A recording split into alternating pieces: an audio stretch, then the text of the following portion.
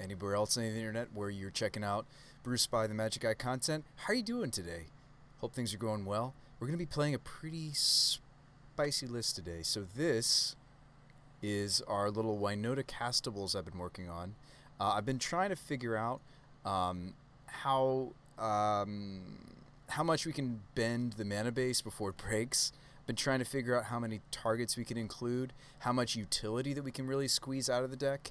I've been really frustrated by, not that the Mdrn or like the Automaton are examples of this, I've been a little frustrated lately with playing Birds of Paradise and such, just because there's a few different Lava Dart decks that are growing in popularity or have been popular. So obviously there's still quite a few targets, not that Strangleroot Geist is an example. There's still quite a few creatures I'm playing even still that are susceptible to Dart, such as the Mdrn or Thalia or Shale. Like there's still a few creatures here and there that I am playing, or the entity, that are a little just vulnerable to that card. I'm trying to make us a little bit less vulnerable to that card, so that's why you see me swapping into Gilded Goose and Givers and such. But the main central idea of the deck is still intact. We're still primarily an Eldritch Evolution deck trying to get WINota on the table with a bunch of non-humans and go fetch out these powerful humans. We've also got Pyre of Heroes now, which is cool. You'll see this normally in Goblins. Modern Goblins combo right now is playing Pyre of Heroes. They usually only play 2 copies, so we followed suit. I'm playing 2 copies as well. So why don't we go ahead and hop into a league? It's been really exciting working on this deck with you guys. Been really enjoying the list. I hope that's the latest version. Should be. Sweet. So we're bringing back the Automaton. I think there are things that are good and bad about it. I'm also now playing a Prowling in the sideboard. This is the Cat Snake that it itself can't be countered, and creature spells I control can't be countered. Our deck is primarily creatures, so I actually think we might really like this as a sideboard option against the blue decks of the format. So we'll see. I'm not sure. But hopefully you guys, wherever you are in the world, are having a nice day. It was beautiful out yesterday. Hopefully you guys got outside. But what are you guys doing right now in Modern? I'd be curious.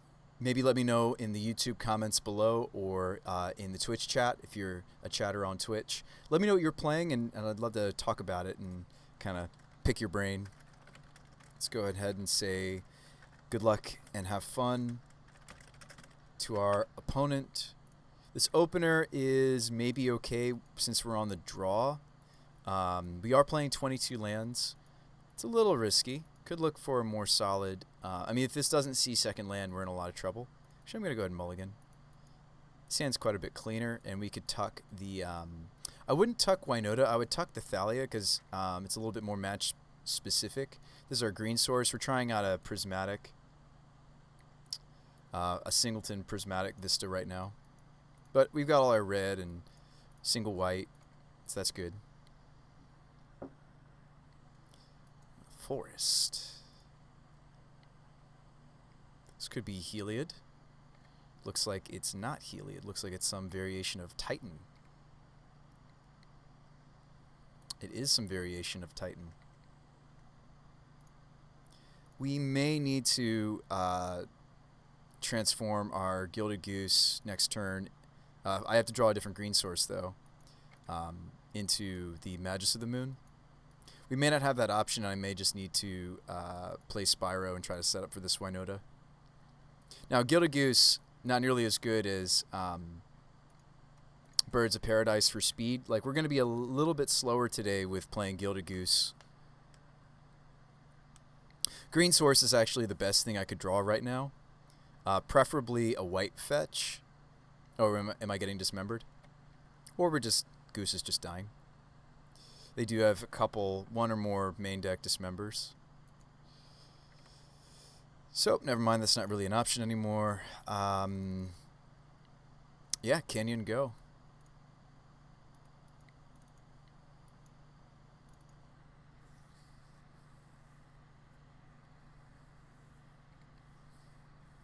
Not gonna crack the food, although I guess I could. The problem is like I'd take a damage to do so.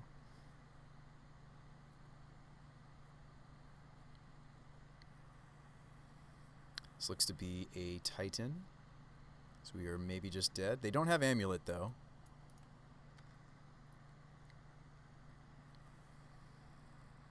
Wondering if I should have just played out the Eldritch. They probably don't have a second Dismember. If I played out... Sorry, the Dried Arbor. If I played out Dried Arbor, I could have Eldritched into some of our 2-drops. I don't know if any of our 2-drops really help us all that much against Titan, though. Not really. Not really. So they get a Chamber and a Talaria West. They return the Castle Garenbrig to their hand. I'll pop the food, actually. Kind of gains us 2 life in this situation. Let's play our Spyro.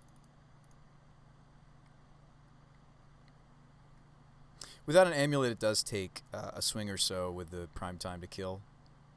Something to think about when it comes to Titan. I'm not going to drop the Arbor. I think, well, actually... Yeah, we're going to dump Heron's Grace, I think.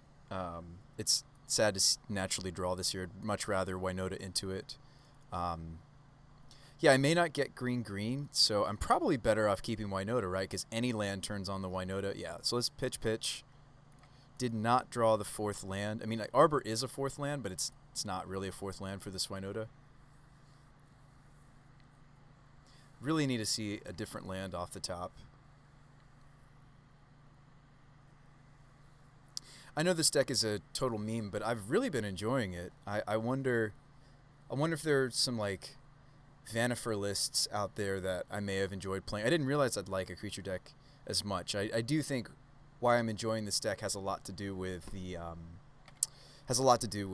fact that it's like a Silver Bullet kind of tutoring deck. They had another Talaria West in their hand. Are we going to see Engineered Explosives? We're going to see Summoner's Pact.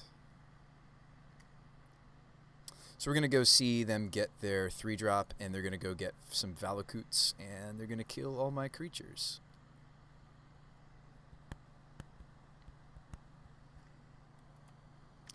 And we'll be dead.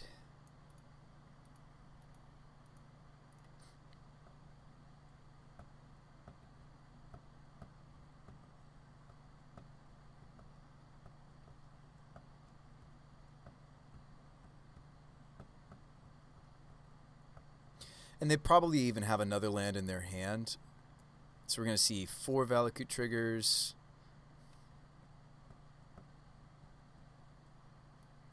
We'll probably see some more Valakut triggers. They're just going face.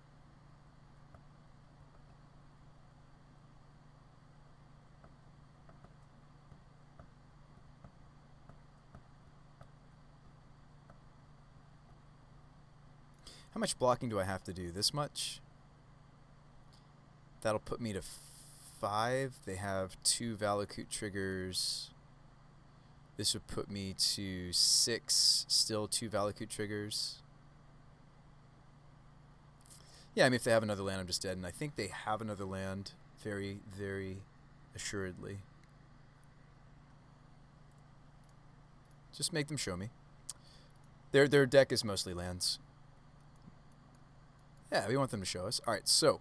in this matchup, I have really most of what's useful in this matchup is already in. We do want to stop their Engineered Explosives. Selfless Spirit does that. The Collector Oath does, but that turns off my Pyre, and my Spellskite also stops Dismember. Teague also stops... Teague is a way for me to stop Engineered Explosives without... let's cut the Thalia. Let's cut the Ooze. I'm still going to run Masked Vandal because this... I mean, there's also, you can cut the Militant, but the, let's see, Givers are fine. They also stop Dismember. Heron's Grace, my opponent's deck is kind of all or nothing, so maybe we don't want Heron's Grace as far as, like, when they do kill us, so, like, a little bit of life here and there is not really that great. The Banisher Priest and the Apparition are okay.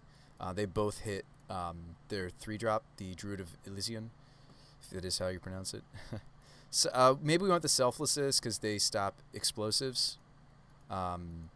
It's really not much else for us. I think Collector Oath is risky. Revoker, yeah, that's the better way. Sorry, Revoker and Teague are how I want to stop Engineered Explosives. There we go.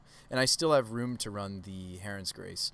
Yeah, they do play Pact, so Prowling does stop a card, but Pact is probably not what they're up to over there.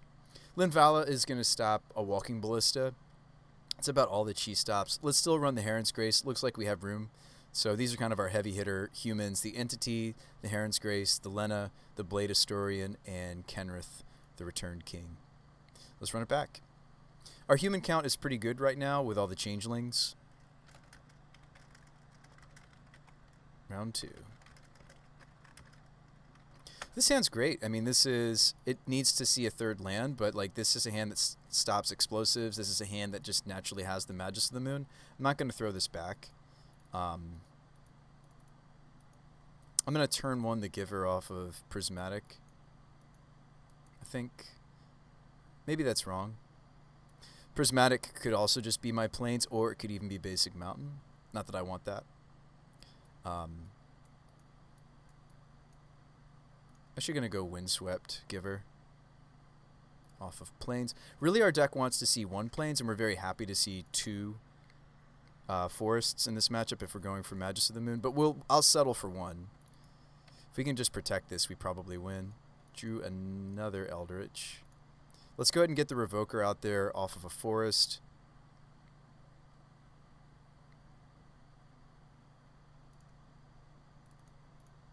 I'm going to name Engineered Explosives.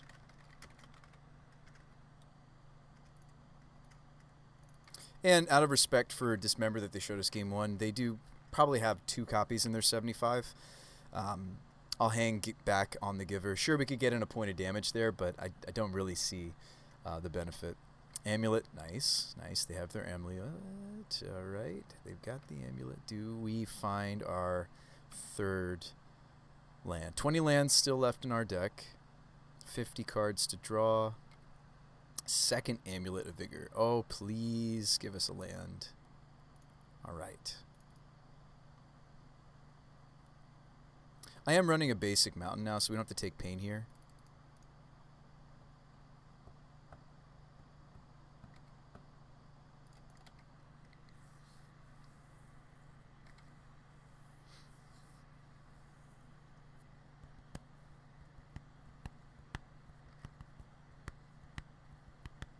We've probably got him, honestly. This is pretty much exactly what I want to do against their deck. Just trying to add to the clock.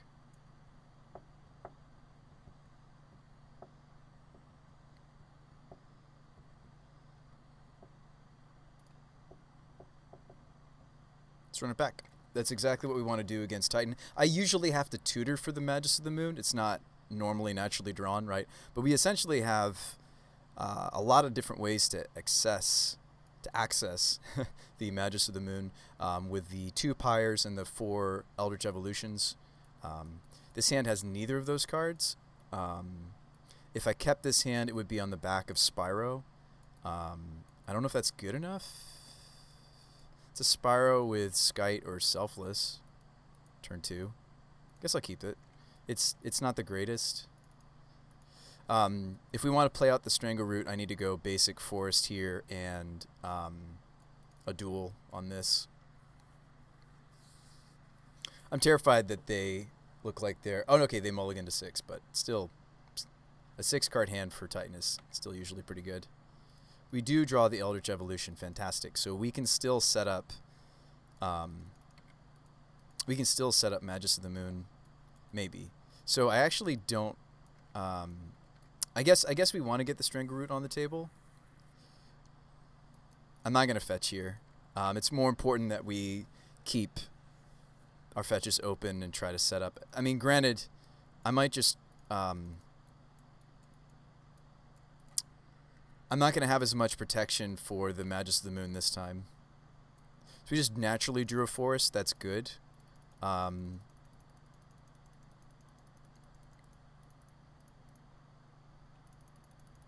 think Strangleroot is going to limit me, but it's really what I want to Eldritch, though. I kind of want my Prismatic Vista to be open to get basic Plains. So here's what I'm going to do. I'm going to go Stomping Ground. Geist. Hitcha. Next turn. Yeah, we just hope it's good enough. I didn't get to turn one like a giver or anything like that. We didn't have a moment to get the spell skite on the table. Although it looks like they're going off kind of slow over there. Like maybe I'm rushing. Maybe I do have a moment to, like, I could go Windswept Skite. That's not going to protect the Magus from everything, but it'll protect it from most things. Unless we want to go Selfless. I think I'd rather go Spell Skite. Selfless Spirit doesn't protect me from Dismember. This just helps me when it comes to Engineered Explosives. So let's go Spell Skite. Spell Skite Windswept. Me slowing down a turn here is a little scary, but I think it's going to be worth it. I'm sure they, certainly have a few different ways to beat the Magus of the Moon if I just go for it. Also, this gives me a chance to get more basics out. Like, I don't need to fetch. Like, it might be greedy to go for the Arbor when I could have green.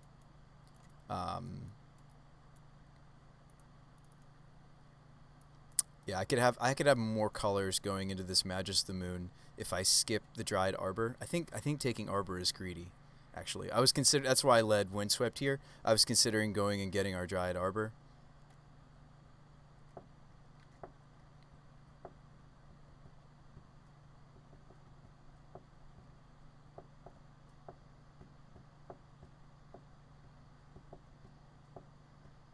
Now with layers, my Magus of the Moon is actually going to stop this Dryad effect, but if they have a second Dryad, they do have a basic forest this game.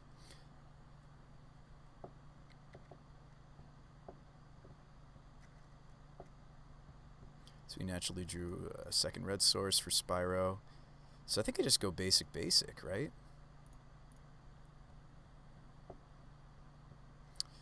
Our deck thrives off of double green, single white.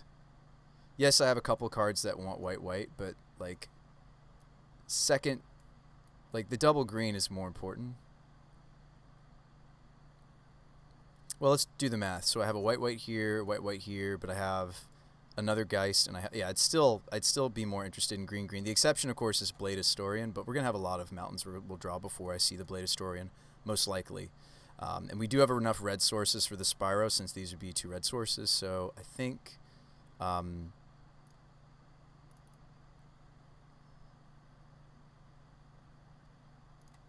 that's what I want to do.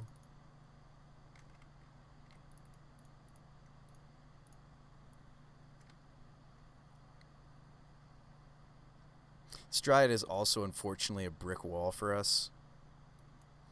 And a lot of the time, like, if we were really feeling lucky, I would go for WINota and just attack with these two. We'd lose the Strangle. I'd get 12 looks for the Magus of the Moon. I think I'm just supposed to take the Magus and hope to draw. And we have some gas behind this, right? We've got a Spyro. So I've got a protected Magus of the Moon. They need to play another Dryad now.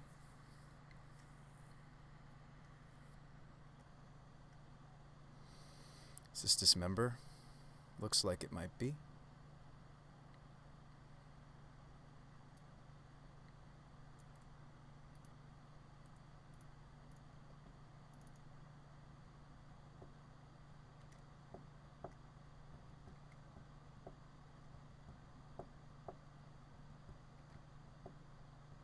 I'd like to get the Selfless on the table next, right?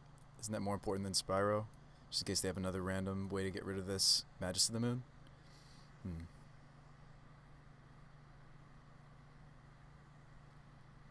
It's another Dryad. Ooh, another Dismember. Gross. Double Dismember draw. They do play at least 2 copies.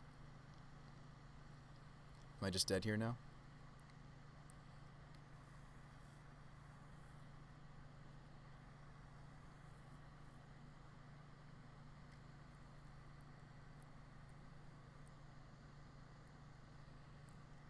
So they transmute for Summoner's Pact.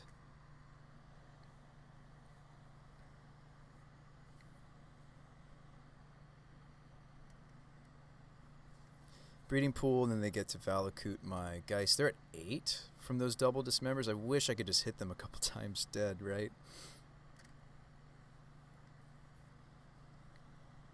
I don't have a way to get back the Magus of the Moon, so I think we're just dead. I think we just died to their double Dismember draw. That's very, very good for... That's very nice for them to draw.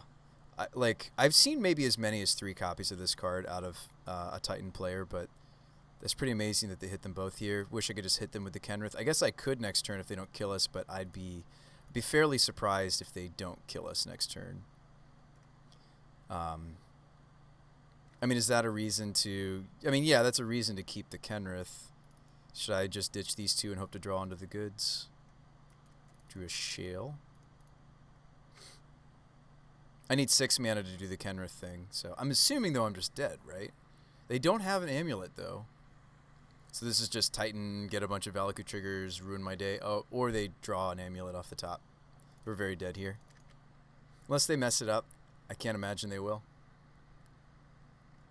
That was a good game. We fought hard, right? Double Dismember, beat us. We even slowed down a turn to get the Magus established with a Spellskite. And it's like, well, Bruce By, maybe you should have just done your thing. I think so, but that's like in hindsight. I should have just done the WINota thing. We might have won. Because they went really low to go double Dismember. I think in hindsight, I should have just Eldritch Evolutioned for WINota and just hope for the best off of those rolls. Which is sometimes the correct line. Like, it's not always correct to get the bullet. But usually against Amulet or Tron, even Eldrazi Tron, it's a lot of the time it's correct to slow down a little, get some basics, and get your Magus of the Moon.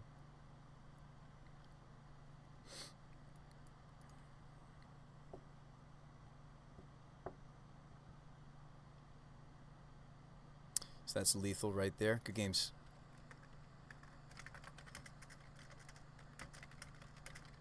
Just out of curiosity, how many Dismembers is your build running? I'll ask him.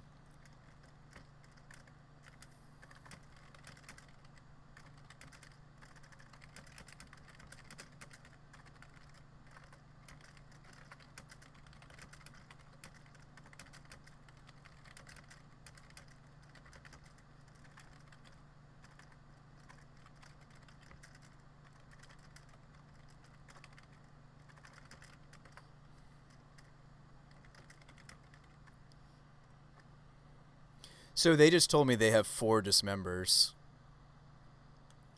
Wow. They're running 4 Dismembers these days. I think maybe that's what Amulet Titan has had to do, right? You know, you're playing against like these Prowess decks, you're playing against these Shadow decks.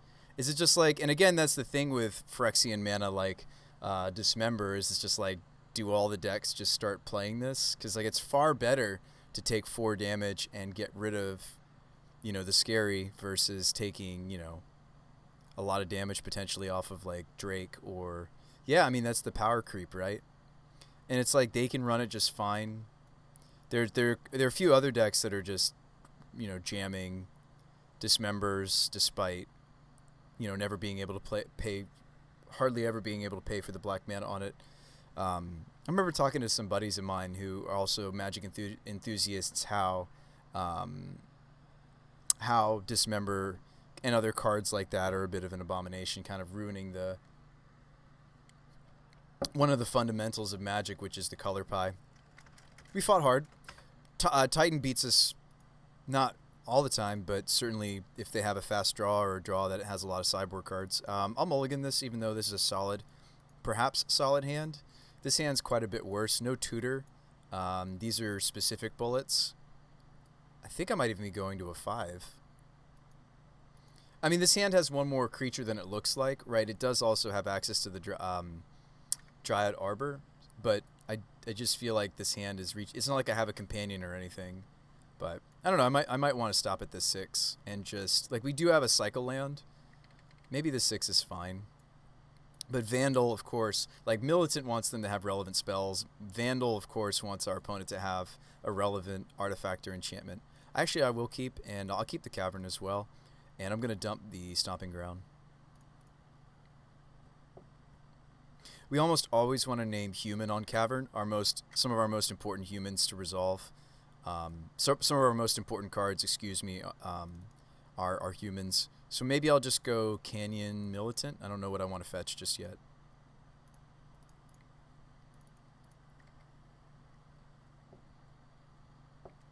What deck starts Sunbaked Canyon Dryad Militant? My opponent's probably like, wait, what? Lava Dart this. We're like, oh.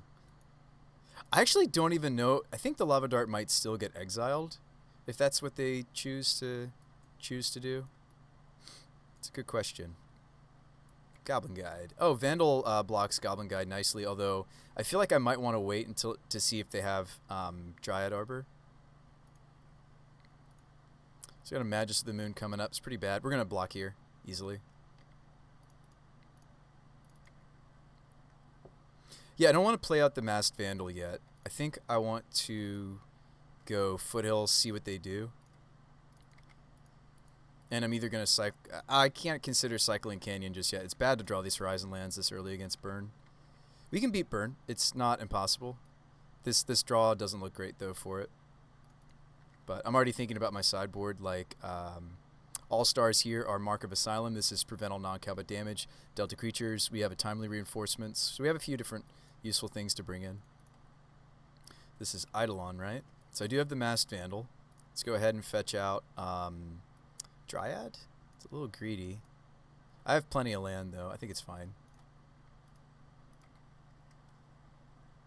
Drew Loam Dryad. So let's kill this and then play out the Dryad. I think that's fine. Basic Forest. So I do have a creature in my graveyard. You want to make sure that you remember to check your graveyard and be like, oh yeah, I do have a creature. That's another reason I blocked the Goblin Guide, because I have the Masked Vandal in my hand. So we're going to go Basic Forest. Not just because of the Magus in my hand. Magus of the Moon is probably not going to get cast this game.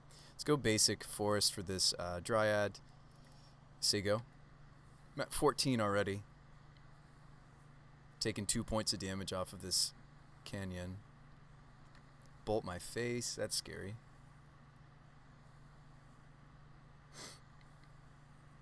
Skewer my face. I need to turn them off of the extra draw of the Sunbaked and the white, right? I need to just hope, actually, that this does something. Skewer down to 5. Spellskite the draw. That's better. I'm still going to name Human on this Cavern. I think Spellskite's going to be better than me playing... Can I get everybody on the table? Actually, could I do this? Could I go... Yeah, I can. Good. So we're going to Magus and then make this not cost me life anymore and play out our Spellskite.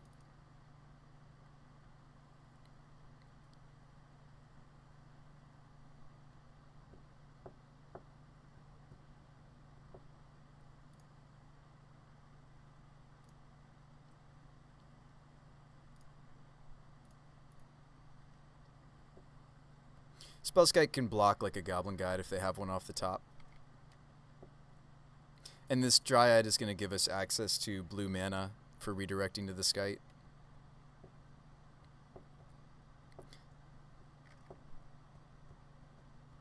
They're not playing a Lurrus build. You just have me, opponent? Alright, Kenrith, can I get you on the table?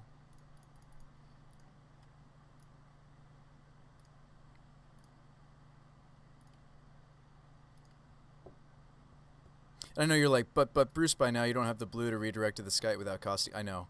I think I just have to get a clock going and just hope that they draw like all of their Boros Charms, all of their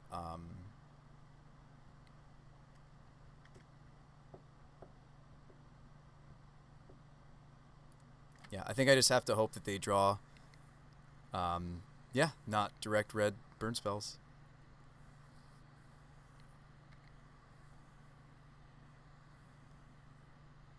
I took too much damage off the Sunbaked Canyon this game, I think, is part of what went down.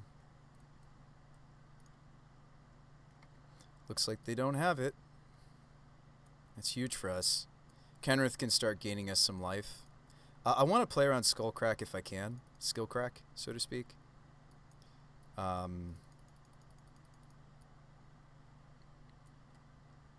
at 12.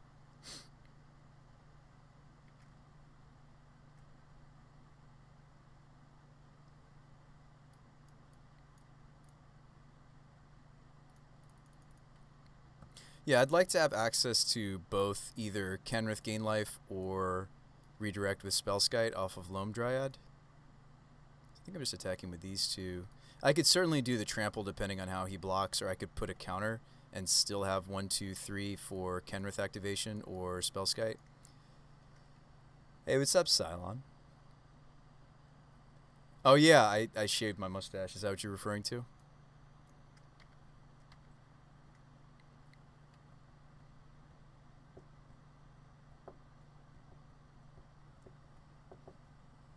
Yeah, how you doing, Cylon? How's it going?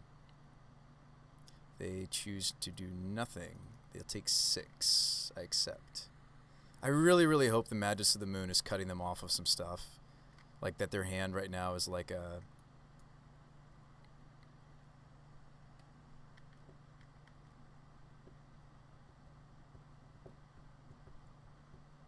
Wow, we got there. Kenrith gaining life. Well, it could gain us life. None of this is useful against Burn. Wow, we got game 1 against Burn? Awesome. That's not always how that goes. Eidolon, probably not. Linvala, nah. Timely Mark, for sure. That's easy. I do also like the selfless effects. I think these are where it's at. Mirror Entity is a little... not really where you want to... I don't think where you want to be, neither is the Teagster. Thalia's okay. I think Shale could go. I do want to keep... Let's cut the Militant. I am interested... Although Militant turns into Thalia, but I feel like I'd almost rather always go from Arbor to Spellskite in this matchup. So let's actually cut the Militant and keep the Loam Dryad, because I can go Dryad Arbor, Loam Dryad. Loam Dryad is a horror. So not only is it a Dryad so that I can Pyre from Dryad Arbor, but I can go Dryad Arbor to Loam Dryad to Spellskite. Without the... Now, remember, if I cut Mirror Entity, I can't go up the chain. Let's actually keep Vandal in. It hits Eidolon. That was relevant. The real prize here is the timely... Oh, you know what? I might not need Loam Dryad because Universal Automaton also becomes Spellskite. No, let's leave that in. Skoos can stay. The Geist can stay. Magus of the Moon actually usually doesn't work all that well against Burn. I might cut it and just play Favor. Because we do have higher CMC creatures than them, almost assuredly. They stop at 2. They're not even playing Luris, so that makes me think they don't have any 3s. Submit. So we have how many sideboard cards we bring in? 1, 2, 3, 4, 5. We bring in 5 cards for Burn. That's not too bad. 5 cards that are worth bringing in. This opener is a little awkward. It doesn't have our tutors. It doesn't have any sideboard cards. It's not awful. Right? Well, actually it is, right? So I'd have to go Forest for Dryad. And then I guess I'd play out Dryad, play Geist or Spirit. I don't know. This hand just... I feel like I'd want to look for a 6 that has a sideboard card. Wow, this 6 is so much better. Let's keep this, and I'm actually going to tuck the Selfless Spirit, right? I'd rather have the Pyre of Heroes. Yeah. Keep and tuck the Selfless. Now, this hand needs another land. It's going, not working. You got to wake up. Oh, you're waking up at 3 p.m. That's nice. You have to sleep in, Cylon. Do you work the night shift? I can't remember. That's real nice. Yeah, it's nice to sleep in every so often, right? Or get that breather. Sacred Foundry, Goblin Guide coming in. All right. No, I'm no longer working. I saved up and I'm taking some time off. Nice. Thalia coming up. Okay. Thalia's all right. Thalia's all right. Has a little anti-synergy for a couple of our cards, one of them being timely from the sideboard, so we may not want to just slam her into play because, yeah, for reasons.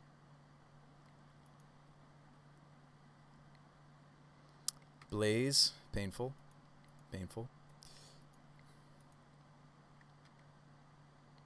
Scavenging Ooze for us. Yeah, I'd probably rather play the Scavenging Ooze next.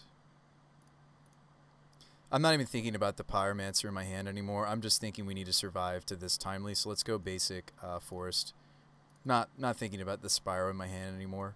If we can get some of this other stuff going, we might survive. And a lot of our sources in the deck are red. I'm not playing the Filter Land anymore. I'm trying to make our deck work better with the Magus of the Moon. And yes, that didn't help us last game. We still lost to Titan, but we'll lose to a Titan, a fast draw from Titan. We really need to take game one from them because then they don't have all the dismembers in. Our opponent shared with me that he was playing 2 main deck dismember, and he actually had 2 more two more sideboarded dismembers. He brought in all 4 against us. We managed to fight off the first dismember, but the second dismember got my Magus of the Moon that we tutored for. Swift Spear. Taylor Swift Spear. This is another Searing Blaze. It's brutal. These are some of their, maybe some of their best cards in their 75 against us. Straight burn. Their Searing Blazes, amazing. I have to draw a land like right here, right now, and slam the Timely. Preferably, it's a land that's not going to cause a lot of damage. It's pretty much got to be a land. Ooh, we hit it. I'm going to name Human. Gets us closer to the Spyro. We're going to slam this Timely.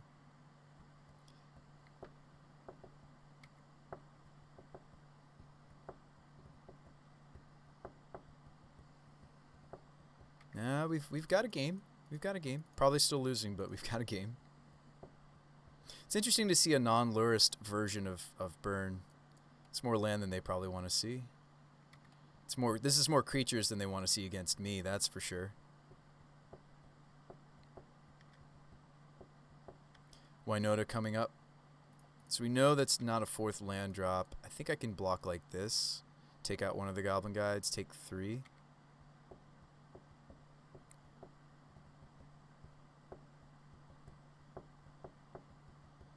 I don't really like playing out Pyre unless I'm potting something immediately. I don't have enough mana to get the Pyre going with the Loam Dryad yet. So let's just set up for WINota.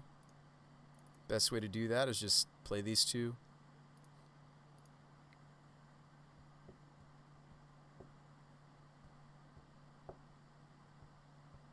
You've got a burn spell for me?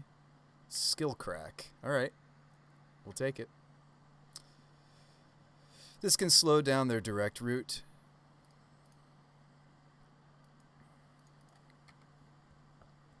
The Soldier and the Dryad have enough toughness that they only kill the Dryad. I get to keep the Soldier if I block, but then again, the Dryad gives me the mana to get to the WINota, so I might not have the luxury of blocking with the Dryad. I might just have to chump with the Soldier. That is a really good sign if they're just cracking Sunbaked.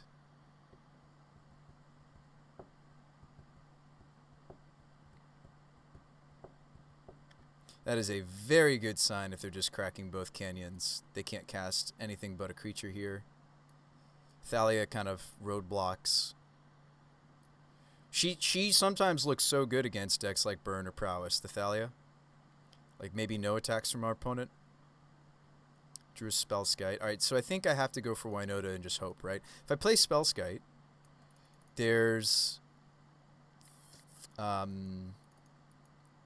some potential that results, because it would be Spellskite with the ability to redirect for blue mana. I mean, that might be more correct than just going for the WINota. If I'm going for WINota, really the only hit that's important here, I think Magus of the Moon is out, so I can't cut them on white, which is relevant, is pretty much I'd have to hit Heron's Grace, right? So I don't think looking at, and I'm only going to look 6 deep, I think we should spend another turn setting up, which would look like... another turn of setting up would look like play Spellskite, say go.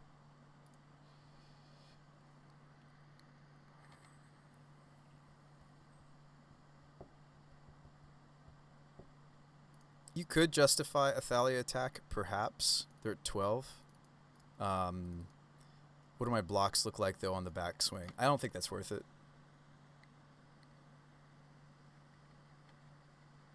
So this is me being able to change the target to Spellskite.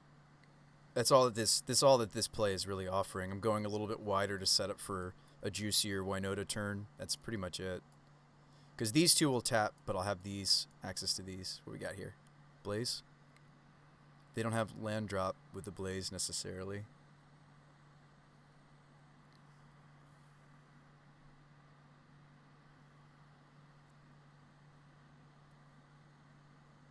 Swift Spear, okay.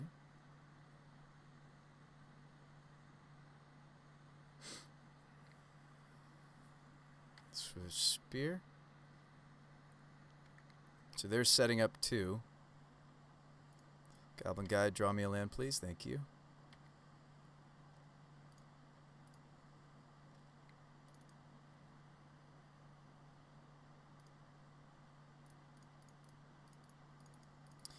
If I don't block with the soldier, am I at risk for dying? No, Castalia.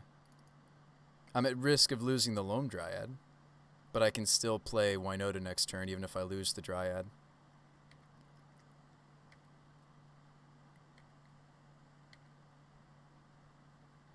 Eldritch. Still better to just play WINota.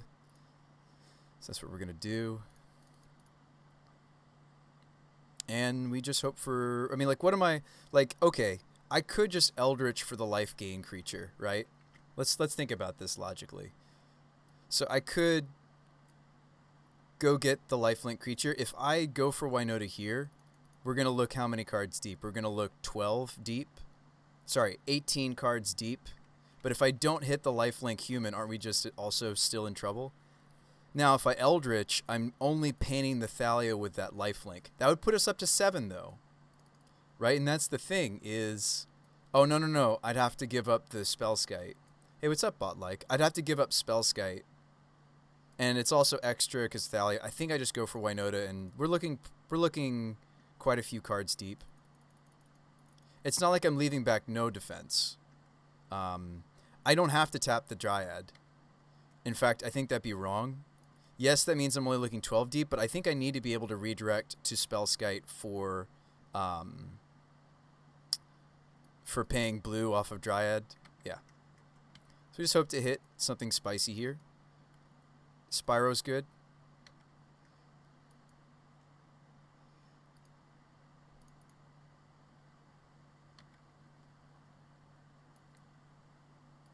So I hit Lena. I don't hit the lifelinker. There's Kenrith to think about. It's tempting to go with Lena.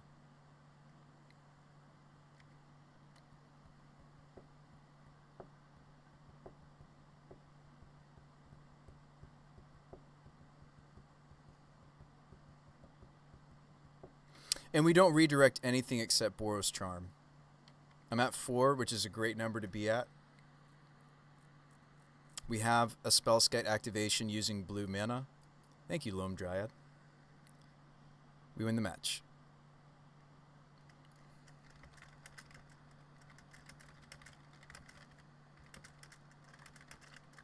So good luck with the rest of your league. Thanks for the games. So we got there. The timely reinforcements was huge for this second game. Like, that was so ginormous. They literally had Searing Blaze. So they blazed our Giver of Runes, and they blazed my Scavenging, but we did hit the 3rd land, and we went from timely to all this stuff that you saw. Awesome. So we're 1-1. We lost to Amulet Titan, and I'm going to lose to an Amulet Titan player that's playing a playset of Dismembers and draws 2 of them in the post-board games. It's just the nature of it. Like, we're a creature-based deck. We're susceptible to relevant removal. This deck's been a lot of fun. I've really, really enjoyed this deck since we introduced the Pyre of Heroes. Hey, how's it going, Jade? How you doing tonight? Hope you're doing well. Hope it's going well. I'm glad to hear that. I put in a little more time on that idle game, but I kind of stopped for the moment. But like says you're still playing Automaton. I cut it and I actually brought it back. I know. I cut it and then I brought it back. Actually, it's funny because like it's theoretically even worse in this version because I'm only running 6. Yeah, I'm only running 6 fetches that are going to get the Dryad Arbor. So like in theory, it's even worse in this version. But let's see if the rest of our deck can carry some of my silly card choices. Yes. All right. Hey, good luck and have fun. To our opponent. This is a mulligan. This is a keeper, right? And let's keep... Magus of the Moon is more useful in the format overall than the Militant is, and I only need 1 Dryad. I'm going to pick Loam Dryad over Militant. I mean, watch them be a deck where this is relevant, right? Masked Vandal also could be something that we throw back, but Masked Vandal is a changeling. So if I drew Pyre, this is going to have more opportunities than the Militant. So let's put this back. We'll just go turn 1 Dryad. So innocent, right? The turn 1 Dryad. Such an innocent turn 1 play in Modern, right? Now, some of the reason why I've switched out of the playset of Birds of Paradise is just that I am trying to, not that Automaton, Dryad, or Militant do, or Thalia even, I'm trying to better respect, these 6 here don't respect. The rest of our deck is relatively more resilient to Lava Dart, which is popular in a couple of different, not only popular in, speaking of which, popular in a couple of different archetypes. Not that my opponent is prowess guaranteed. They could be storms. Probably prowess, though. Anytime I see Spire Bluff, Serum Visions, I'm almost always certain to expect prowess. We do draw the Pyre of Heroes. It's better if I just get the Masked Vandal on the table, though, right? Now, this is where I could let us get punished, right? Like, I could go get the Arbor and then play Vandal off of this mana, and then we're down to 1 land. That seems foolish. Seems pretty foolish. Let's go Foundry, Vandal. And we're just playing it out. It's not going to have a target. Teddy Bear says Idle Champions. That's a game. Oh, you're asking Jade if she. I gotcha. Is Storm not a possibility? You've not played Modern in so many years. It's probably prowess, almost like 95% prowess. But why don't you be the 5%, right? Storm, I'd love it. And that's not true. I mean, I'm sure those numbers are a lot different. I'm just throwing out some numbers because, like, pretty much every time I see, wow, they're not prowess. So it is Storm. That's so funny. They do care if I cut them off blue a little bit, but not really. Wow, they really are Storm. Might just slam WINota, but then I'm not getting any activations. Wow, they are Storm. They're actually Storm. All right, so let's cut them on blue. They'll still have access to blue. That's just the nature of it. This is probably Remand. Moonum says silent. They're probably remanding me here, and I get to swing for 2, which is piddly. Wow, they're actually Storm. We are in the 1-1 bracket, so maybe I'm more likely to see Storm when we're here. Don't worry, 80% of statistics are made up on the spot, right? Yeah. No, that's scary. Do we have combo piece ritual? I'm glad that we have the Eidolon of Rhetoric as a tutor target. We may just be dead here. Now, Storm doesn't have a deterministic kill always, so we should make them do it. They had a Manamorphose, so the moon wouldn't have done much. I don't think there was a line that I could have taken that. We kind of had a slow draw because we had the Loam Dried instead of like birds and such. Or goose. And we're going to be worse against these linear decks, right? We already saw that happen against our Amulet Titan opponent earlier today. I'm going to be worse against Storm. Like, I'm excited for, like, you know, the new Noble Hierarch, right? The Jund Hierarch, the Ignoble Hierarch, but it's like, that's also susceptible to Dart, and if I'm trying to make the deck a little bit less susceptible to Dart, I'm not going to get to be playing around with these new mana dorks. I don't know.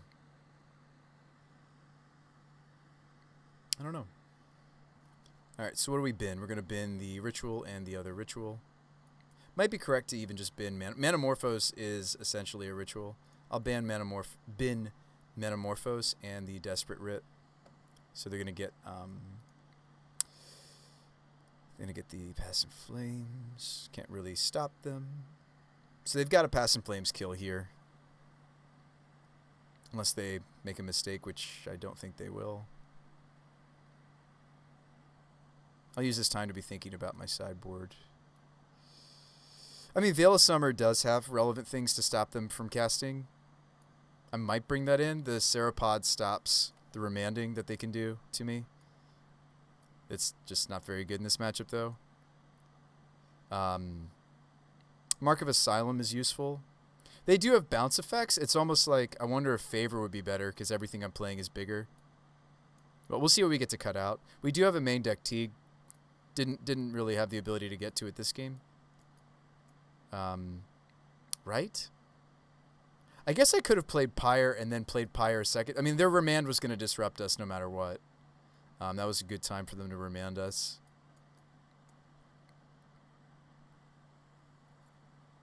Yeah, Eidolon of Rhetoric, of course, is the biggest thing we've added to our sideboard that could help us against something like Storm. It's awesome that we have it. Like, we just need, of course, to keep it on the table. This is great. This could be good. Selfless is mana efficient enough, maybe, for this matchup to protect us from a burn spell. Probably won't play the Glyph Weaver. It's just something that I can hit off of WINota. I might like this, though, better than the lifelink gain human. Abolisher fights over Remand. Like, Abolisher is going to help us better than Prowling does, this matchup. All right, so what stuff from Modern Horizons 2 am I looking forward to? Yeah, the new Evoke creatures, especially Grief, are interesting. A little disappointed about the red, but everybody is. The red Evoke creature that came out. It's really so far away from Pyrokinesis, and yet white is getting, like, Swords to Plowshares. Graveyard that. Graveyard that.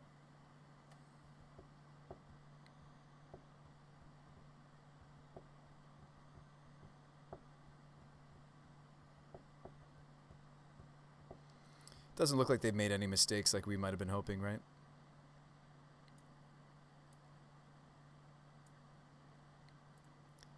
Past in Flames, the Grape Shot.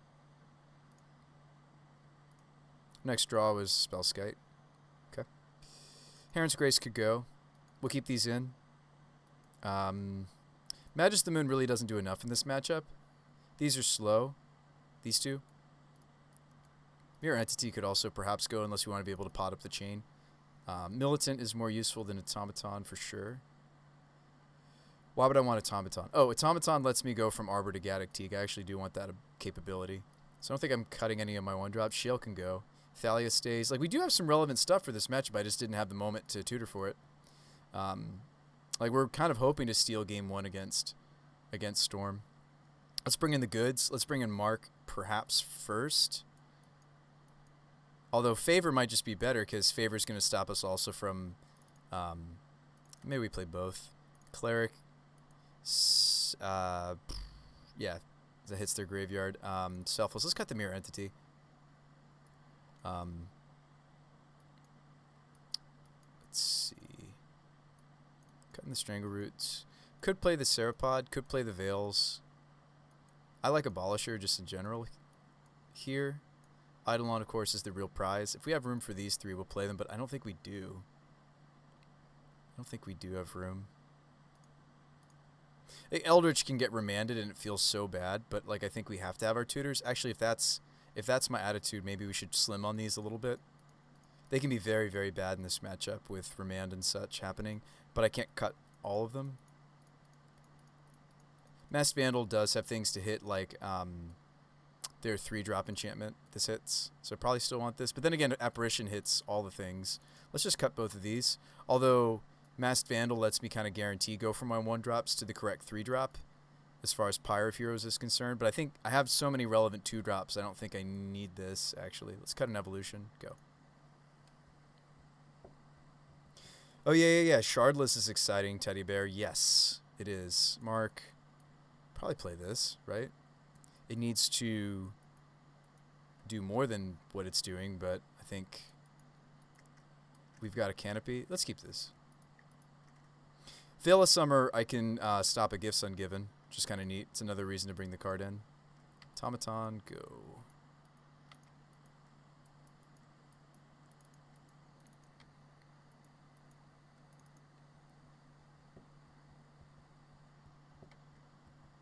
I don't know, when they went turn 1 Serum Visions, I was a little suspicious they might not be Prowess, because not all Prowess builds play the playset of Serum.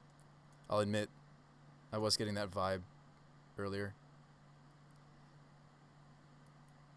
An Eldritch. Okay, we can transform this into something useful.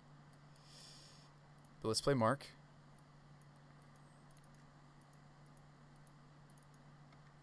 Really hate for this Eldritch to get countered.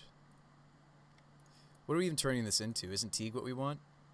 No, we go get Eidolon because it's naturally resilient. Well, we already have something that's going to stop Bolt, but Eidolon's still probably what I want.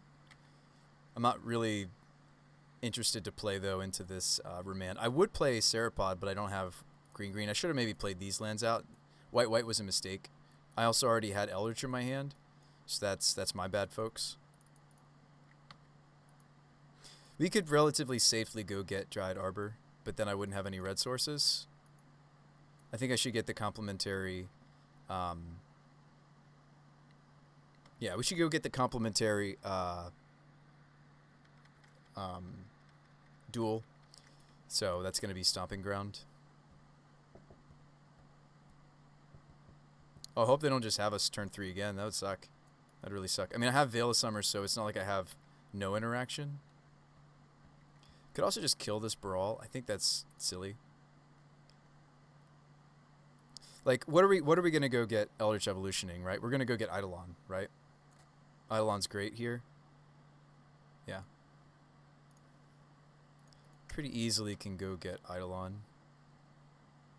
And a Spellskite.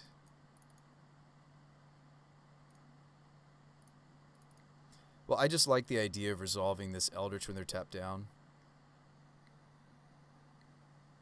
Surprised it took this long for them to add Shardless to Modern. Yeah. Let's go with Eidolon instead of Thalia.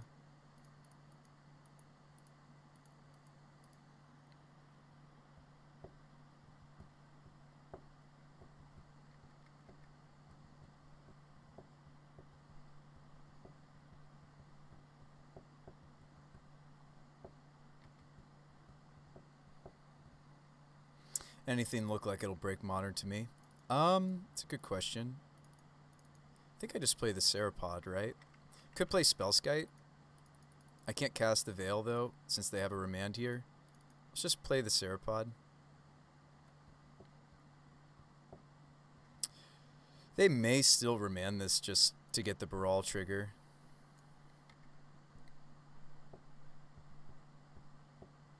It's pretty safe for us to attack with the Eidolon unless they have exactly Bounce, Mark, and also Bolt this, but they can't play 2 spells because of how Eidolon works. We'll probably just see them block, though. Right? Like, why wouldn't you just block? It's probably a silly swing on my part. It doesn't really achieve anything. Silence says Grief is going to break Modern. I think that Grief will be really great. You play it like in an Ephemerate shell. They pass the block test. Yeah, you play Grief in like some sort of bouncy castle, you know, Ephemerate, maybe even a Yorion deck, perhaps, right? So I'm excited for that. A little worried, but excited. Is this Gifts? Wish that I could have Veiled of Summered that, but not much I can do.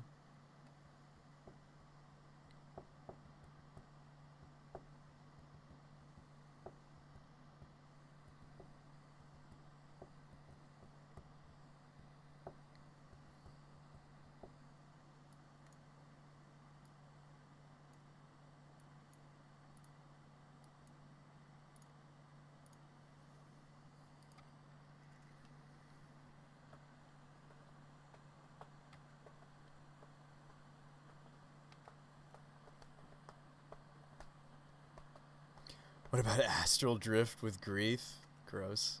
Speaking of gross, am I just dead? Looks like I might just be dead.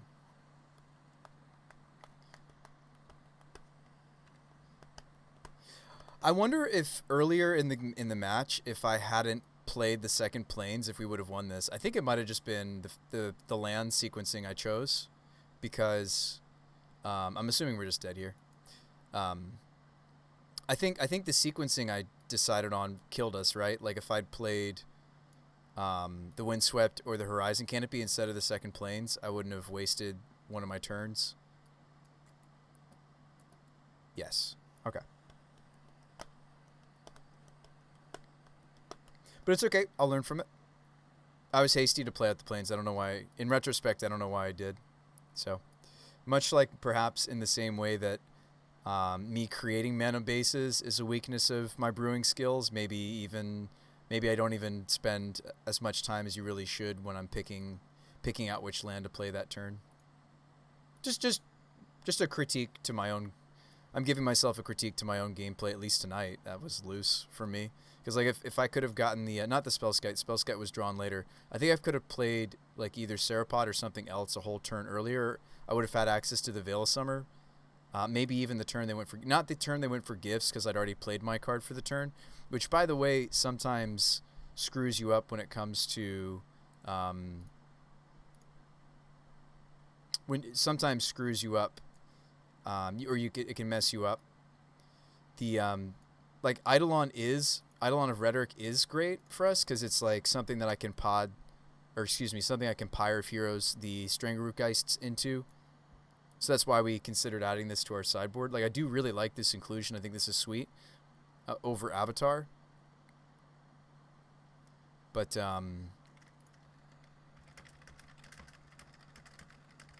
good games and have a good rest of your league. Wonder what our next draw would have been. I think there's a chance. Oh, a T coming up. I think there's a chance that we possibly could have won that if I'd sequenced my lands properly. So I'll try to pay better attention to that. Double Cycle Grief deck. The new land destruction. Yeah. The new ice. Well, it destroys colorless lands. Oh wow, this hand like actually looks like a hand. Wow, we're on the draw though. But hey, good luck and have fun. Smiley face. We did take down Mdrn. We lost to a fast draw from, and this is prowess this time. Or not. Goose. Duck, goose. Is this Storm again? I doubt it. It's more likely to be control. Like, there is a Blood Moon deck. There's a Blood Moon Breach deck floating around. But it's most likely, again, prowess. Getting all these blue-red decks up in here. Sprite Dragon. Don't like blocking because they could have a mutagenic. They hesitated for a second there, which makes me think they might not have it. But I'm not going to bite. Last time I blocked with a Gilded Goose, I just got hit, and it was sad. So if I do go for Spyro, I mean, it's so obvious that I go for Spyro here, right? Yeah, I think that's worth giving up the food token. We'll Spyro, and we're going to ditch Lena and a WINota. Draw another WINota, but I can't cast her next turn because you are no Birds of Paradise. But then again, you're a little more resilient. So, I don't know.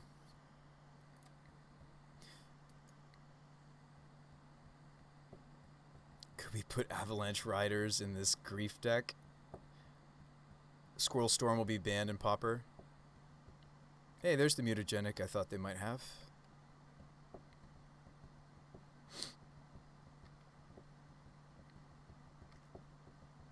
Nice. Stormwing.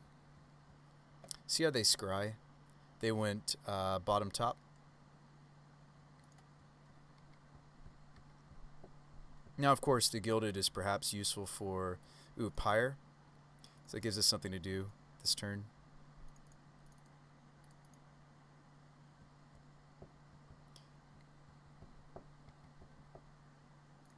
No attacks here because they have a 3/3. Goose can block Dragon. And I certainly probably will block Dragon. If they let me. I mean, they might have a bolt here for Goose, obviously. But that's a bolt that's not going to my face. I think we're actually very happy that they're tapping out, right?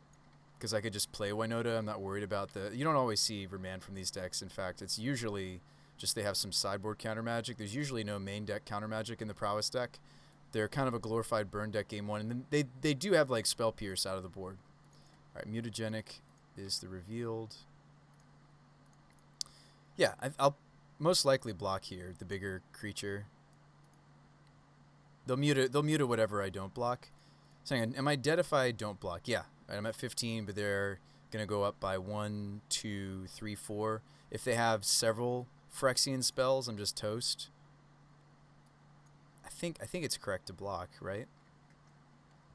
When I have the opportunity. Only take 4. Alright, so if I Evolution or Pyre, we have some open mana. It might be correct to do that instead of playing out the WINota. I'm trying to see if that changes anything. I think I just play out WINota, though. It'd be different if I could Pyre activate and also play Evolution. It'd be a different conversation.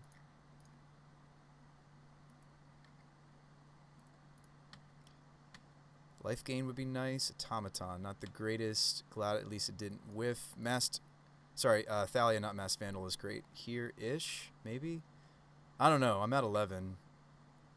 We might just be dead. The Thalia does affect their deck.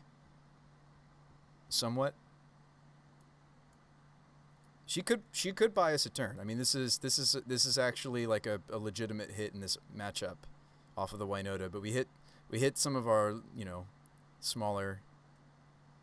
They might, yeah. It looks like they're starting with just killing Thalia even. A little worried that we're still just dead though. Right? They just flash back the dart and I'm dead in the air. The deck looks great. We usually lose game 1 to prowess. Kind of curious what my next draw was and my next 6. So our next draw was a Skyclave.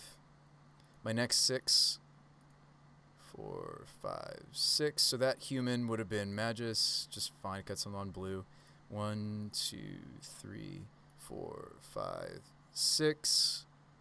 My next choice was Spyro. That's off the 2 elementals. It's okay. We have to also win the dice roll in Modern. It's kind of important. Yes, they do have Vapor Snag, so like you actually can bring in Veil of Summer, but what I'm most interested in this matchup is our protection and chance. I'm interested in not losing to Kozilek's Return as hard. I'm interested in the Timely. Eidolon actually can come in this matchup. They do kind of storm off a little bit. I've found that I like that choice. Grand Abolisher is interesting too. Kind of want just these 7. So the Vandal can go. Ooze is too slow. The Geists might also go. Teague doesn't do anything really. Shale's too cute. The Militant does do some things when it comes to. We'll just keep Loam Dried for Spellskite though. Like this does do some things in relation to what Bedlam Reveler. This does some things in relation to Magus can go. This card does do some things in relationship to Lava Dart. The problem is it itself dies to Dart, so I don't think we want it. And I think Dried Arbor is a bit of a liability too. I don't like cutting lands, but I think in this matchup we have been. So we'll continue to do that. And I'll still play the Geists. I'll still play the Ooze. I think that's where we go with it. You could play the Grand Abolisher, but let's run it like this. Yes. All right. The old need to draw a second land. Tempting to keep. See a sideboard card. We're gonna mulligan this. This hand has nothing. No, I'm kidding. This hand's actually not as bad as it looks when we're on the play. Keep. Put back a Plains. Done. So, what's funny is this hand wants me to go Sacred Foundry. Really hope that we just naturally draw into our green. This hand, like, we have the Apparition and the Spyro, so, like, we want to finish our colors, right? And that's where the main deck Mountain can really hurt us. We haven't been playing a main deck Mountain. Of course I draw Cavern. May even want to play Cavern. Name Human, play this. This gets Spell Pierced. We're sad. Nope, doesn't. Sweet. We're good to go. Even if my land draw is a little bit awkward, we're probably good to go. If they go, since they didn't have a turn 1 prowess creature, this is almost undoubtedly a dragon. We'll Apparition it. Another Spyro. Okay. Don't really want to crack the Apparition to our Pyre of Heroes, obviously. This is something that I go and get with my Pyre of Heroes.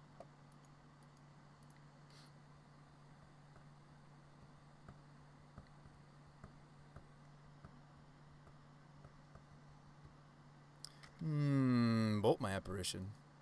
Okay. You get a 2/2.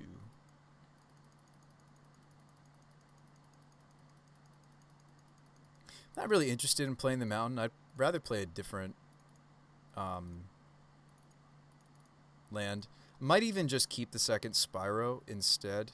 But the thing is I really want to just activate Pyre with 2. We do draw a different land to play out. Excellent. No. Like, as tempting as it is to, like, keep all these Spyros, that's not what this matchup's about. I might even just block here. We'll see. They might be bolting my Spyro. They're going to braid my Pyre. That's sad. That's not good news for us, folks. They do have 2 sideboard, at least 2 copies of... A lot of lists I've seen play 2 copies of Kozilek's. So I'm hoping that's not what they're setting up for next turn, is a Kozilek's return. That is our hope. I mean, now that we lost the Pyre of Heroes, there's really not much reason for me to keep the Spyro. These guys are storming off. Storm winging off. So we'll block the illusion probably. Might be correct to block and just hope that they don't have like a mutagenic or... I mean, I feel like if they have a mutagenic, I'm just dead anyway.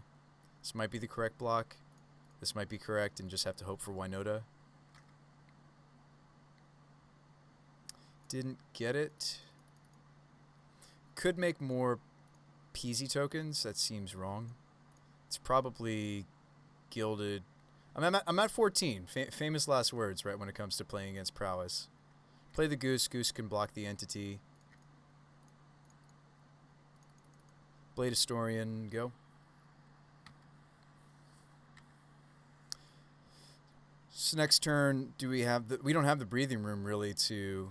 Flashback Spyro. I probably have to consider just eating the food. Need to draw something useful. Eat food, make a food. Need to draw something. I mean, I might not have the luxury. I might have to just trump with the Goose here, right here. These Swiss Spears are already 3/4s. Expressive is just so good in their deck.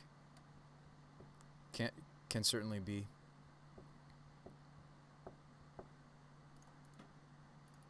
Show me pretty much any spell, right?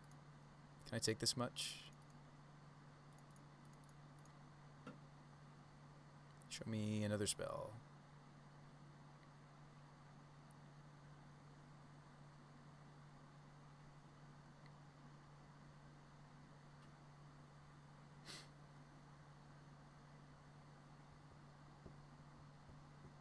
I don't know, Bolt does it. It's a Vapor Snag.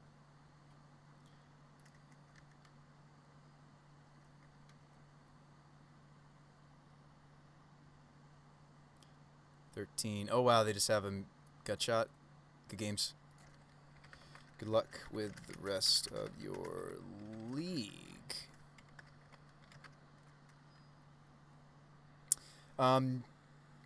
Yeah, oof, happens. We need a better draw than that. All right, let's win this last one.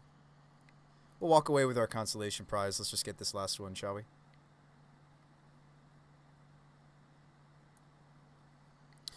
You guys missed it. Off stream, I actually worked on an Omori build.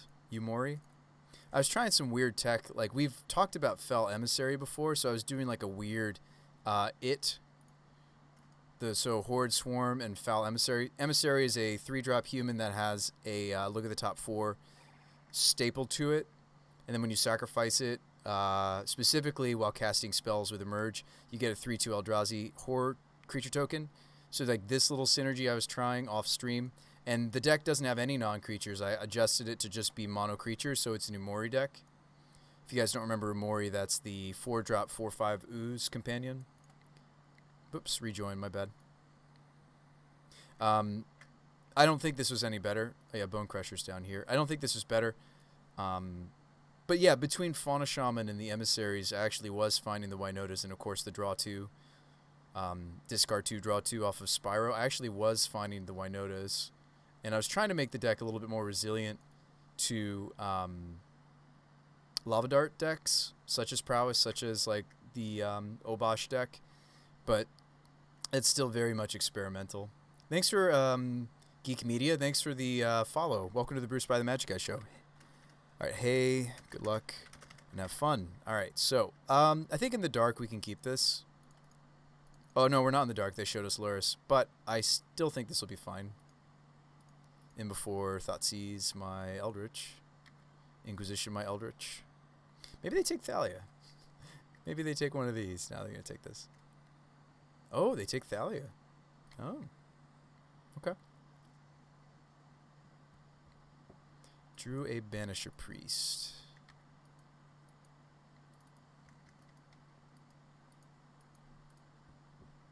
Ah, Grixis. This is Drake, another Sprite Dragon matchup. So this is like the, I've seen Squaw Chief doing this with Sprite Dragon in like a Grixis shell. It's pretty sweet. I don't know if it's any good, but it's pretty sweet. We might be able to set up an Eldritch Evolution, but they're a playset of Drown deck, so that's kind of a pipe dream, perhaps. I'll have to bleed out their interaction.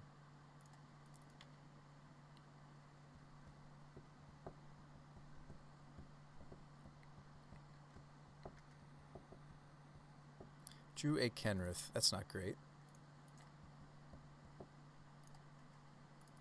Gonna go second Forest because we have an evolution in my hand for the Skite. But yeah, they play a play set of Drown. That's about it though. Like they're pretty proactive. They play a bunch of hand hate, so they're trying to be disruptive. Thoughtseize. Take my Eldritch. Leave me with Priest. We exile the Dragon. They try to bolt this. We can redirect. They do take the evolution. I was certainly setting up to perhaps Magus of the Moon them. I'd certainly do that to my opponent. Oh, you know what? Since I got second Forest, I can't banish her on time, so that's my bad, folks. I meant to play the Sunbaked sooner, I suppose. Whoops. Hopefully that doesn't come back to bite us. That's like the same mistake I made earlier in the night. Kick it back.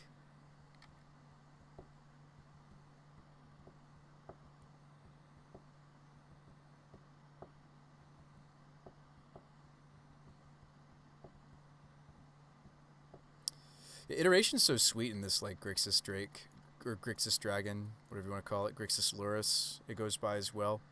I almost like it more in this deck than the Prowess decks, but it's good in both, and this card's pretty nuts, so I wonder if you could do, like, even, like, a weird Jeskai, it wouldn't be, like, Jeskai Control, it'd be, like, Jeskai mid-range, like a Monastery Mentor kind of a thing, or, I don't know. Well, meanwhile, we're just getting torn apart with these hand hate.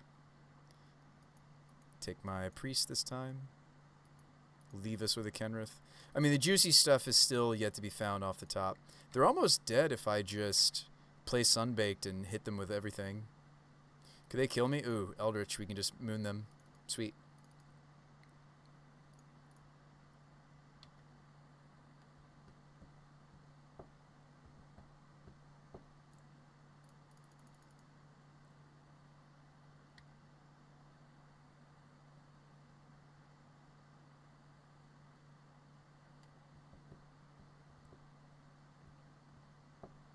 I'm trying to figure out if I'd rather have 1 life point or hit them for 2 here. I'm actually just going to hit them for 1. So I shouldn't have swung with the spell skate. I was considering using the Mirror Entity. I think we just Eldritch this into Magus of the Moon, cut them on all their colors except for red, which they do care about being cut on. But it might be too late. The Sprite Dragon's a 5/5. So this might just be too late. They swing 2 turns, I'm dead. It's a different story if we'd gotten this off sooner. Down to 3. That doesn't have reach.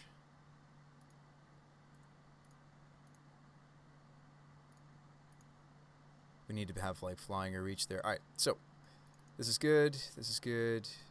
These can like mess with their baubles. I don't usually like doing that. Clerics, Selfless is fine. Glyph Weaver. They do play Kozilek's Returns. They do that. Other than that, Abolisher's good in this matchup, perhaps. Gaddock T can go because they don't go that high. Thalia's okay, but I'm not that interested.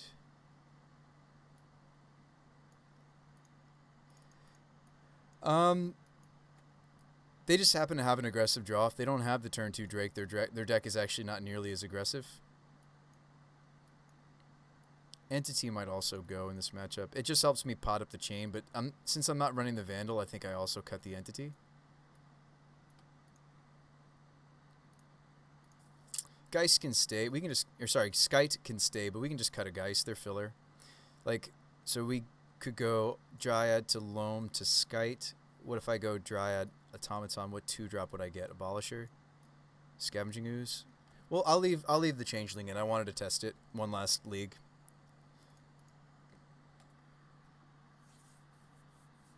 Do need to grab some food here, folks. I'm a little hungry. So after this league, we'll think about doing that and maybe requeue. It's only 8. It's only the first league, folks. It's only the first league. All right, this hand seems fine. We're going to be naming human anyway, but I want to make sure I can strangle root on time. So we'll keep... This hand looks fine. This hand's doing the things.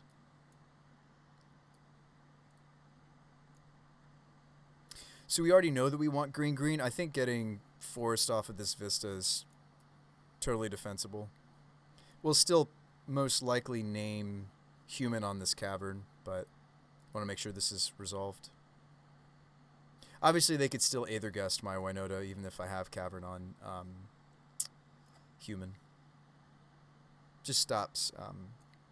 And oftentimes, like, their counterspell of choice, Drown on the Lock, obviously it just kills the WINota, so it's kind of moot. I kind of would need both Selfless and Cavern. Anyway. Let's go basic forest.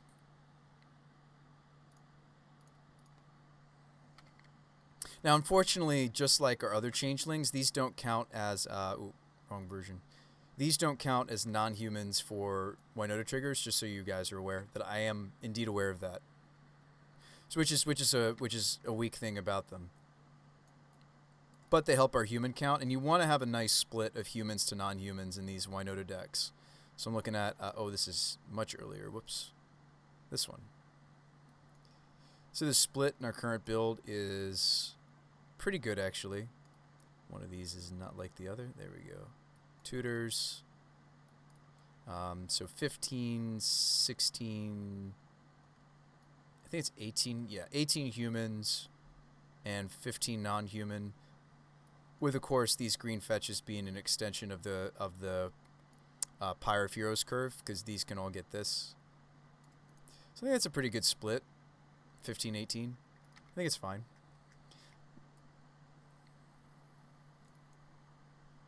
The deck really needs something else like Seasoned Pyromancer to be printed. I don't think they're really ever going to print anything else like this card. That's a human that also produces...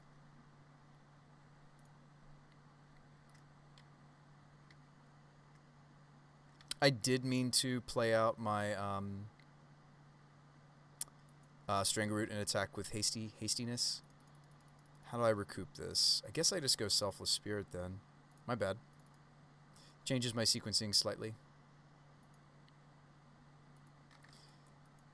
We'll see what next land we draw. I might even get to choose Spirit on Cavern and play both of these next turn.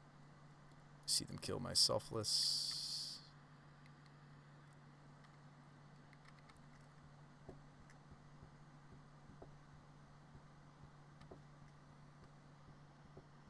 I've got some, you guys ever had Vietnamese soup? I've got some pho in the fridge.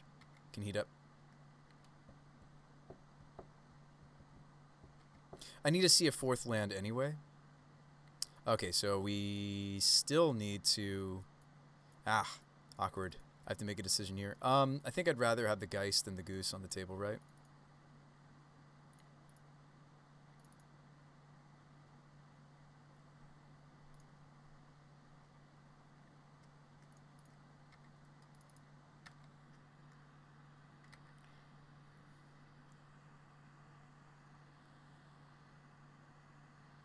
Pho is a soup made to eat in one sitting, you heathen. I was moving my roommate, and we had to stop eating. He literally put a timer and was like, we got to hit the road. And I was like, really? I'm not finished eating. He ended up with a burger and fries. I chose pho.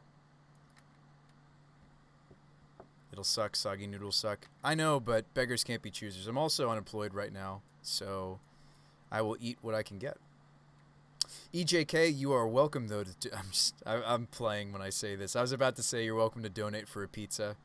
I would not turn you down for a donated pizza. Let's name human here. Red.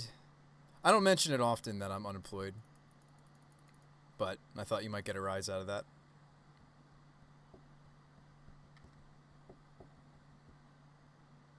Might get a rise out of you. Is this Fatal Push my WINota?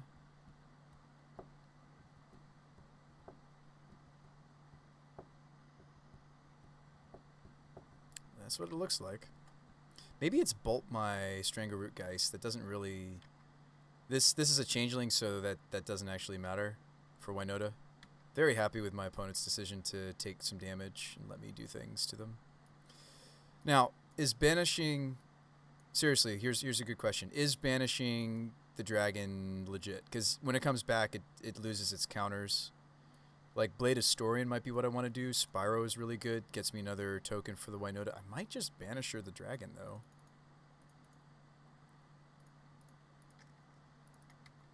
I'm going to do that. Puts him to 5. You too? Oh, you're also unemployed? I'm sorry to hear that, EKG. Or you too, lol, that you could go for a pizza. Death's Shadow.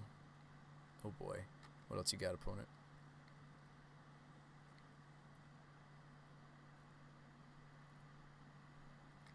Thoughtseize, my Goosey Goose.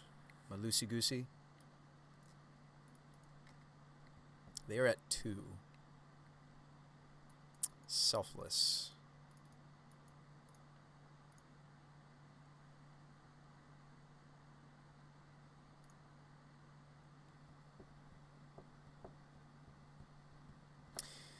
You have a YouTube channel, small. You have a coaching program for sports. What sports?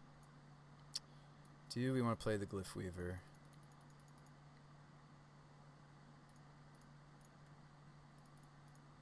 I'm just dead to Tamir Battle Rage if they have it anyway, right?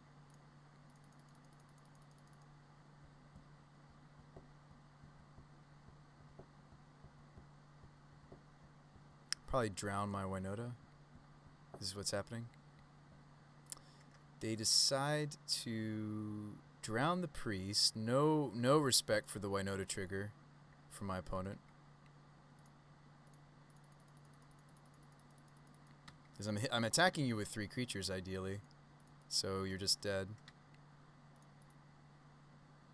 That's how that cookie crumbles. I feel like they should have killed the WINota, because that's taking down a blocker and also the extra attacker I'm about to have. Yeah, no respects. How do I feel about timely reinforcements in this matchup? Like, they are kind of just like a bit aggressive, right? I mean, they are doing a shadow build. I've seen more controlling versions of this deck that don't bother with shadow. Now that they've shown me shadow, I almost kind of want the timely. Kind of want that now. They were fetching basics. I don't know. I mean, like, Magus might have been right to take out and then bring back in. Maybe Serapod is just silly. They do have permission, so, like, Eldritch can feel bad, man. I know I'm playing my Veils, but I actually, against these blue counterspell-based kinds of decks, I do kind of trim some number of Eldritches. Let's see if there's something else I could get in. I could play this other Geist. Pyre is much safer in this matchup, and these Geists turn into the Skyclave. Let's cut another evolution, actually. It's lucky that we got it off. It is. Like, I should trim some number of those, quite frankly. This looks right. Submit. Oh, boxing. Nice. That's not one you hear too much about, or that I'm aware of. I'm sure there's still like a lot of, you know. Yeah, I'm sure there's still plenty of rings out there. You know, boxing rings, but I wonder what the format could look like when Upheaval takes over. Is that what you think's gonna happen? People will be playing like the new Soul Ring, like Soul Ring and some other stuff with their Upheaval. What are people calling it? They're calling it Slow Ring, right? Is that what we're calling it? Let me go ahead, and while my opponent is thinking about their hand or playing first, let me pop the food in the oven. Let me pop this in the microwave.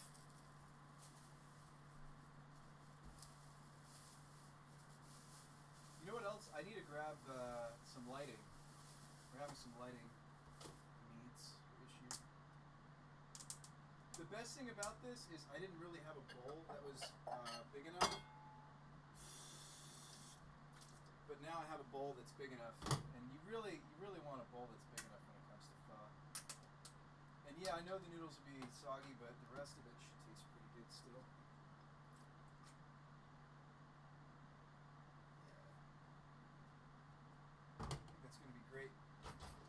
guys on the show like pho? Any of you like pho? Ooh, do I not really have the right spoons for this? That's my next question. I thought I did.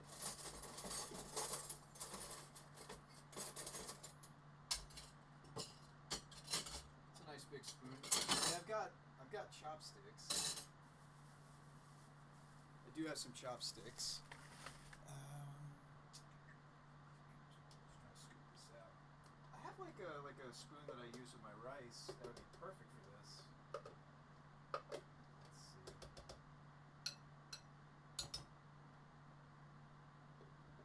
just heat this.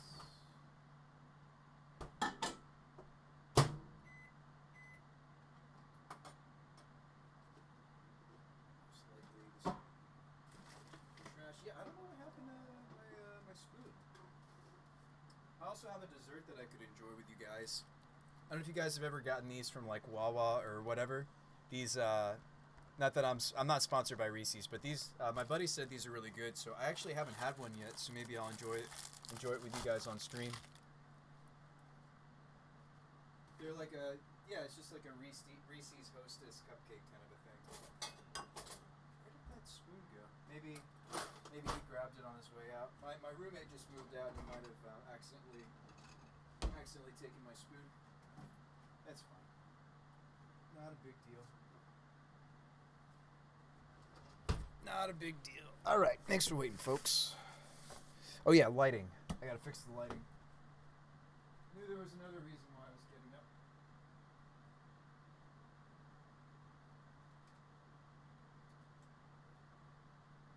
There's just, it's getting late. It's getting dark outside, so I need to set up my lighting.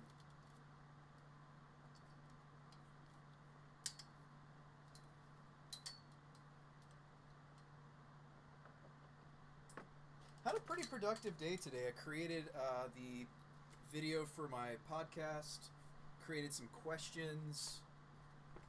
Excited about it.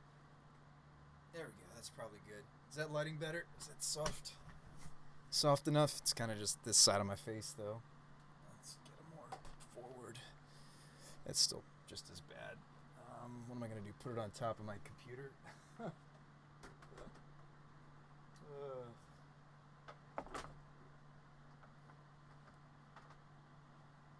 Actually, that's not too bad. That's not too bad. I just literally put it on top of my monitor. So my monitor's here, and I just, or my rig. All right, thanks for waiting, folks. Thank you so much for waiting. Okay, so, sorry, friend, I'm back. Thanks for waiting. All right. This opener is fine. It needs to find, of course, we'll keep it. Needs to find some action, but it's got a cycle land, a couple of cycle lands. I think it's fine. Quite a bit better. Good. Maybe it's even too much on me. I'm gonna do that. There we go. So, what are you guys playing in Modern, and is there anything you're looking forward to doing? I'm thinking Grief or I don't know. Like, yeah, Shardless is interesting. I'll leave it be. Yeah, Shardless is interesting. We could, while I eat dinner, we could talk about Modern, the future of Modern, the horizon of Modern. You're gonna rebrew Pillow Fort, Braids. Ooh, that's a spicy one. EGK. Braids. Yeah, Braids got printed into Modern. That's true. We could look at the spoiler together and kind of talk about it. It's fun to think about new decks. Still probably going to turn one Goose, right?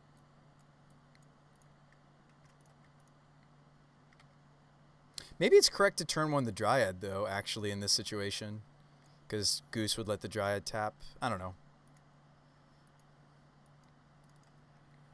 Oh, they're going to Fatal Push my Goose? That's great for us, maybe. That's maybe great for us.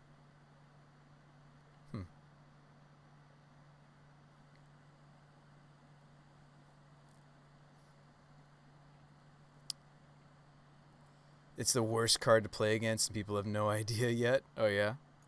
They have no idea. They don't even know. They know about the Veil of Summer, so maybe I should have just played the favorite. No, I don't think so. I don't think so. We'll kick it back to them.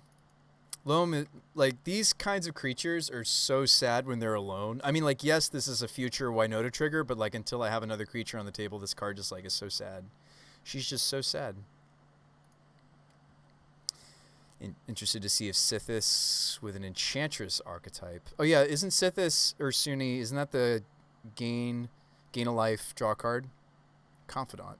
Nice. This is good in shadow lists, certainly. Can be good. Let's just go favor, play the Windswept, right?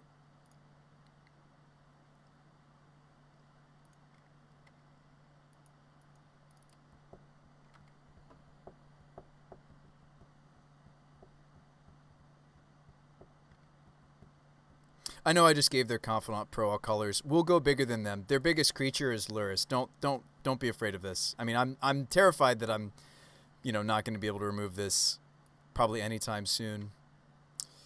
And unfortunately, it also lets them swing through, like, the Dryad lets them swing through the like there's a lot of reasons why this can be weak in this matchup. Here's the thing. Favor is weak when we're not doing our thing. Like when I'm not successful in searching out the things that we need to be searching out, they decide not to attack with their Pro All Colors Confidant. Fascinating. It's safe to do this because we have access to the Veil unless we think they're bolting my Dryad. But I think we need to get the Dryad Arbor. So I just need something.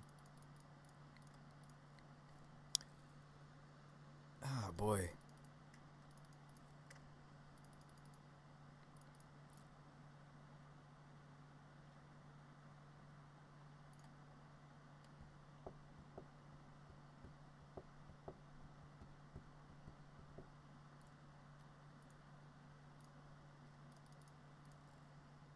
Give her go? Who we really need to, like, draw to our build around. Bolt my Giver. Okay. So they nearly tap out to play Lurrus this turn.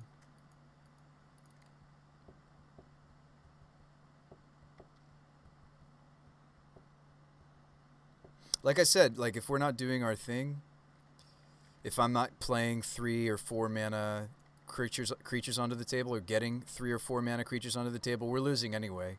So I think Favor is still fine, a fine option to bring in against most of the Fatal Push decks. I don't know, maybe this is the exception, right?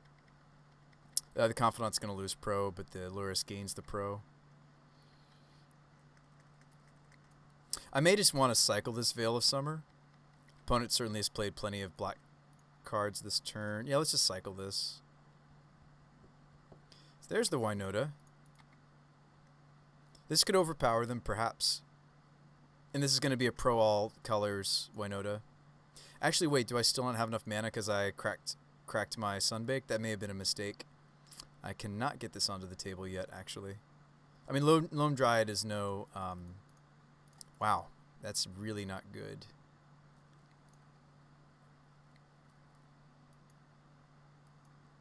I have a food to eat, but, like, giving them another turn with this is terrible. I mean, I'm not able to get the WINota on the table while they don't have their counter magic up. This is awful for us. I think we just easily lost. It's different if what they have for the WINota is a removal spell, but if what they have is Thoughtseize, if what they have is... And they showed us they're a Death Shadow deck, so there could be a Thoughtseize any second, right? They won't be able to... I mean, they'll just counter. They won't be able to... Well, I don't want to speak our doom too quickly. So, am I miscounting? You had 4 mana. Dryad, Plains. Did I miscount? No. Loam Dryad needs to tap another creature. I had 1, 2, 3. Oh wow. Wait, no. 1, 2, 3. No. You had enough? Was I just punting? Did I just visually not see it? 1, 2, 3 lands. 4. No, I did. Oh, I do have enough, and I should have, because it would have been a protection blocker for the Lurrus. Yeah. I think that's still better than setting up. I wouldn't have been able to get any WINota triggers, but you're right. I think I did have enough Jade, right? 1, 2, 3, 4. Actually, I wouldn't even tap the Loam Dryad, right? Am I just like, is my brain just in another universe right now? I wonder if I'm sitting here just like not thinking about. I would attack with a Dryad. Yeah, play WINota off this 4. Attack with Dryad. Brain might be fried. It might be good that it's time for a lunch break. There goes the WINota, and we just fully lose. We could ask them after the game if they, at this point, have the Yeah, I had enough. Why didn't I just go for it? That's wrong. Must be a fried brain. Fried brain. Okay, so I'm at 12. Do we block any? Do we block here? Probably. Yeah, that's just sad. Why am I throwing this away? We would have had a good block for the Lurrus. It would have lost protection. We lost the WINota to the Thoughtseize that I figured might be coming up. I don't know why I'm just throwing this away. That's very sad. All right, let's make a mana.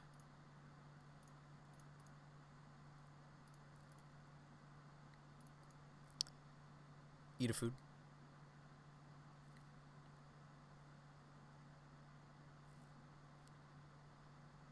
They bolt my Dryad. It's dead. So I can't really afford to crack the Horizon Canopy, right? That's just embarrassing. What am I doing? Why am I throwing this? Why am I throwing this? That was our window. I don't think the deck's going to be able to give me another window. That was my window. This gets me a Spellskite. Yeah, I threw this away. I don't know if tutoring out a Spellskite is any better than me eating this food. This gets countered. So they did have the Drown for the WINota, but they couldn't have casted that turn, right? They didn't. Does anybody remember? Did they have the mana open? I don't think they did. I think I threw this. That's okay. We'll need to before we ooh, I may not get to look at our next 6 because Moto kicks you out of the league these days.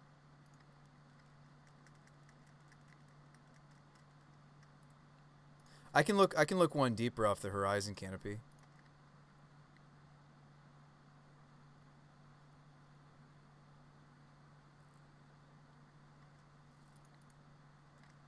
Still dead here. I'd love to look at our next 5 cards because I'd like to see if the WINota trigger was going to hit something. We would have gotten 1 trigger off of the Dryad, right? If I'd seen it. I go to 1. Bolt me.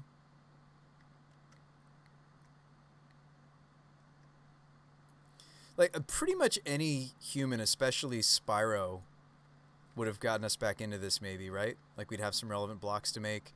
The protection would be off the Lurrus. It'd be on the WINota. Like, I actually think we could have won this. Now, since I'm seeing my opponent's draw, of course. I wonder if we could have won this if I hadn't punted. Oh, that's the other card I'm excited about. The new Damnation, or new Wrath of God.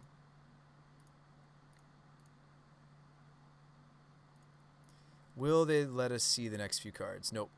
It used to be that you could still look at your next draws. It doesn't do that anymore. I think we just have to be bad against the Lava Dart decks before pre-sideboard. I think that there were just several matchups tonight where like the matchups that come to mind are like not just Storm but also Titan. I think that I'll rebuild it. Actually, no, I like the Loam Dryad. Hang on. I don't mind reintroducing the Givers. Yeah, I don't mind reintroducing the Givers. Hang on. We'll just have to go back to... Now, It's fine. Like we're just bad against the lava darts. Just let's just accept it. I've had that discussion with you guys before, where it's like we've tried to make the deck a little bit less susceptible. I think instead of I think the life gain of the I do, however, think the life gain that the Gilded Geese is giving us isn't really as good as just having more consistent mana. And I kind of want 7 turn 1 dorks. So why don't we play a couple of elves just as a filler slot until like the new Jund Noble Heart comes out. Other changes I want to make. I'm going to cut the main deck Thalia and maybe just cut it from the deck. Actually. I think the main deck Teague, as cool as it is, I'm going to get rid of that too.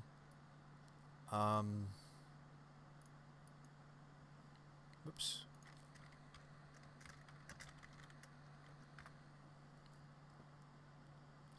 I wonder if we're in a place where I can start main decking. I've seen some decks just main deck Timely. I feel like it's still a little specific to do that. The Eidolon is something that you can get off of. I don't know, like Revoker could even be main deckable, more main deckable than Teague. Actually, I didn't mind the Teague. I didn't. Let's see. Yeah, I think we just can't get away from the birds. I think we just have to accept it. Yes, it's terrible against Ren and 6. Yes, Lava Dart. Yes, all the above. But I think making that change really hurt us. I think I just want the Masked Vandal to be what ties the deck together. I'm fine if the Dryad Arbor doesn't get stitched to the Masked Vandal, because if we're going to play the Singleton Dryad, I can go Dryad Arbor to Loam Dryad up to Spellskite or Vandal, which still gets us... Yeah, let's cut the Shale, because the birds can still become Masked Vandal. That gives me more room for more Geists. That gives me room for the first Bone Crusher Giant. I do like Bone Crusher in this archetype. Switch interface. There we go. A little more space. Yeah, I don't want to make a ton of changes. I also feel like the Banisher Priest often just like... I mean, don't get me wrong. I like this, but I think, especially if I'm cutting Shale, I'm less interested in this. I almost would rather just have like more Stranglroots and more Skyclaves. Even before the first Bone Crusher Giant, I'd almost rather just have more Stranglroots and more Skyclaves. Because I think that's a pretty common... A relatively common thing we'll do is we'll Pyre the Geist to go get this. So I think being able to do that more would maybe be good. And Skyclave's just a nutty card. I've been thinking about that for a while, just playing more. So we need to go get another Skyclave. What do you guys think about that? Because I really like that, to be able to, and it's like you can't. The thing is if you go get Apparition, it doesn't go up to WINota. So like, but you don't really want to Pyre the Skyclaves because it gives them the token. So there's pros and cons about this. I like this interaction of being able to go Strangroot, go get Apparition, and then I guess on the Undying side of the Geist, then I go get Mirror Entity. Mirror Entity goes and gets WINota. Then you can attack with the Skyclave. So I think, let me show you my thought process behind that, folks, because I think that's a little confusing. But I do think that's a very common thing I've seen us do with the Pyre Geist. So hang on. So it's Stranglroot, go get Apparition, exile, scary thing. We get the backside of Geist back because it has Undying, and then I Pyre it a second time, go get Entity. They don't kill the Entity. I can Pyre the Entity, go get WINota because this is a Changeling. Did I move the stream into a cabin? No, why do you say that? I just changed the lighting. If Upheaval takes off, Skyclave will get worse. Yes, it would. Yes, it would. Yeah, why don't we play third Geist and second Skyclave?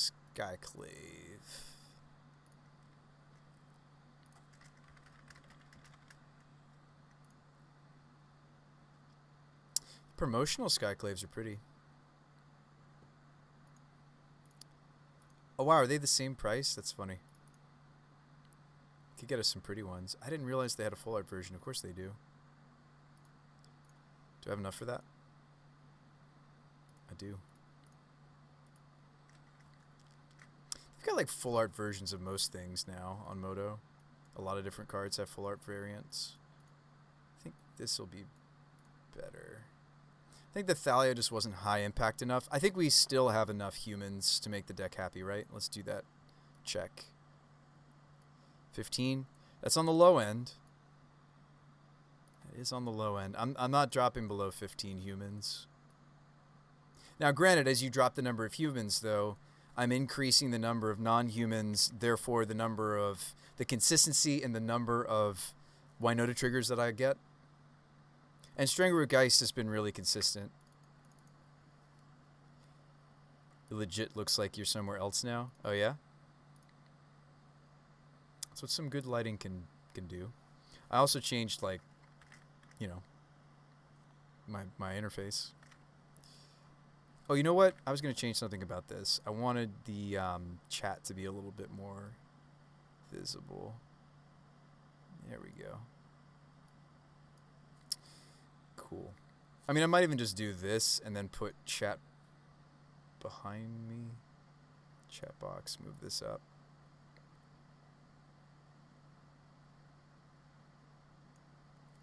Hey, now you guys are there with me. That's nice. Been meaning to make that extra interface. Put these in. Skyclave's great. Let's play a second one. Hey, card's good. Who knew? All right. Yeah, we'll just play Elves as a placeholder for the Jund Hierarch. In Jund Hierarch, I might be more interested in playing than any Birds. Birds, of course, gives me double white mana, but the Jund Hierarch, the Exalted might still be better than the Flight that these offer. But yeah, let's just not bother with the... I think over time, I've lost my taste for the Gilded Goose. I think Gilded Goose is great when you have a deck that's like an Emery deck that the fact that it's making an artifact is important. So let's eat some lunch and let's eat some dinner and let's talk spoilers. I might queue us into another league, no promises, because I did promise a friend of mine, print screen, that I would. We have a board game night tonight. He and I are gonna hang out. I'll put this in the chat. Thanks for coming. Thanks for hanging out. We're gonna move to Modern Horizons 2 spoilers whilst I do a little bit of eating. No, this is not a mukbang stream, if you even know what that means. Put this in the chat. And maybe this will be a better direction for our WINota Pyre of Heroes build. Have been really liking this build. Of course I do. I loved Birthing Pod. Of course I like this. It's kind of fun. Surprised I didn't play as many Vannifar decks as you would imagine. So we've got our Reese's Hostess Cupcake. Heard that this was pretty good. Not much for like desserts or anything, but anyways, let's switch over to checking out.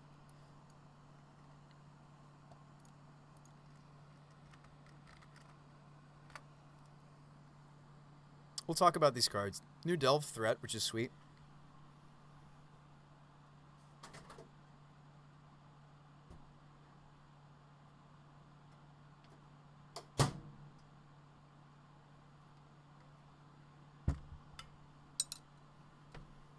Thanks for bearing with me, folks.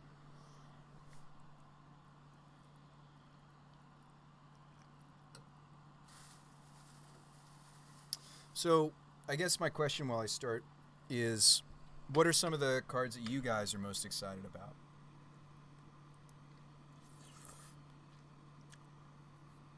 We don't need to look at the spoiler thinking about like my WINota memes or some of the other brews we've been working on before then, right? Like, we can just try to assess it a little bit more open-ended, and I'm curious to see, what cards you guys are building with, not necessarily just mine. I mean, Solitude's obvious, right? It's a 3/2 flash lifelinker stapled to extra, the ability to evoke it for exiling a card. I mean, like Solitude's just nuts, right? That it's Swords to Plowshares stapled to a creature. Pretty crazy. Like this sweet sauce that I'm putting on this. It's the oyster sauce, I think.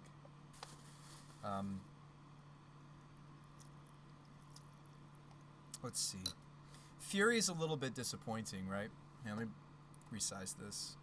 Yeah, Fury is a little bit disappointing. Wouldn't you say? I was a little disappointed myself. Because it kind of... I don't know, it's just like, it's just a bad... Like, they straight up printed exactly Swords to Plowshares onto Solitude.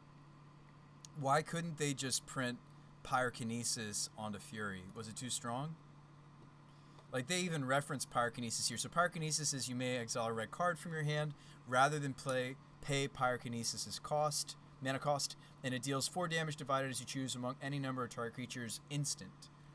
I don't know why they didn't do that with Fury. Instead, they slapped Double Strike on it. So, I don't know.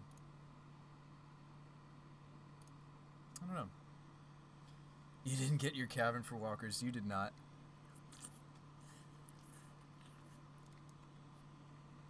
Maybe the world's not ready for that card, Jade.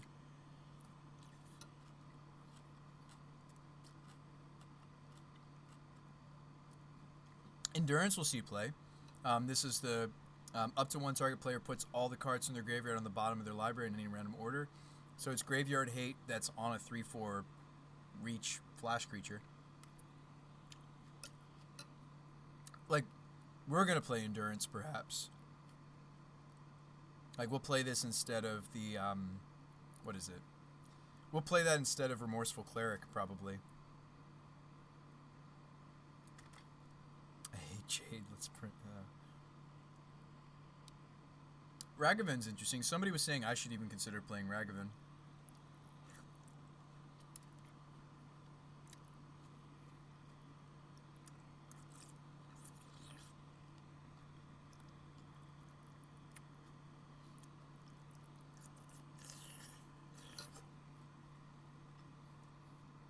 Something I have thought about for the WINota deck, although we're not probably going to do it. Ragavan just reminds me, I have wondered if there's like a Mox Amber build of this deck that I'm just not aware of.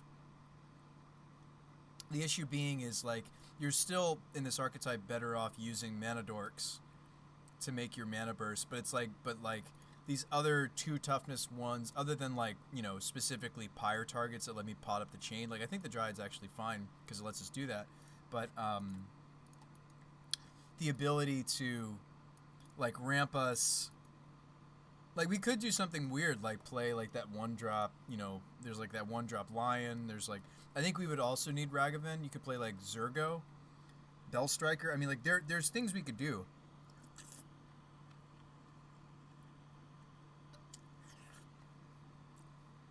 You play like a Singleton Gideon. I mean, like, we could do something weird like that. I've really not been happy with a lot of my...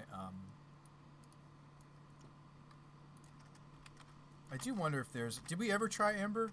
I think we've talked about it, but I never tried a Mox Amber build.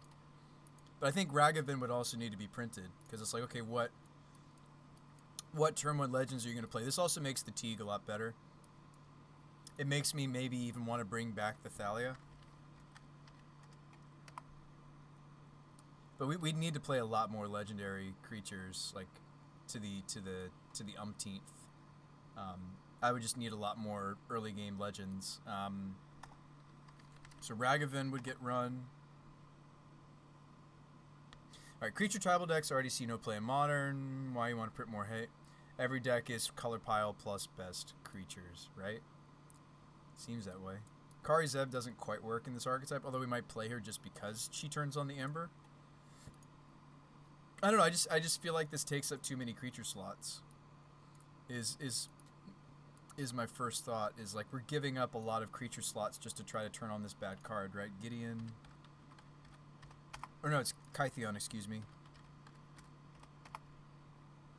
So you play like a Singleton Kytheon because he's an early game legend that's also a human for our human count. You can play Zurgo. Could play, what are some other, like, early... well, we need to play more draw, but maybe we would play her now. Mon Voili, or however you It's a cat token. I don't know. Would you play like a Bramaz? I don't know. You do some interesting stuff. Bramaz doesn't quite work when it comes to WINota the way that we want. Yeah, maybe you play Joriel. The thing with Joriel is she was something we were trying like a 1 or 2 of when we were playing more than just Seasoned Pyromancer as an enabler, more than just the Horizon Canopies and the Sunbaked Canyons. By the way, double Sunbaked has been kind of awkward a few times. I wonder if I should only be playing 1 and go back to playing the Firelit Thicket. I do think that Thicket gets a lot better if I'm playing if I am going to be playing the first Mountain. I do think that card gets better for this deck. And yeah, I don't know. Do you double up on? Oh, what is that one card? It's a legendary. It's a 1-drop cat from original Kamigawa. And I can't think of.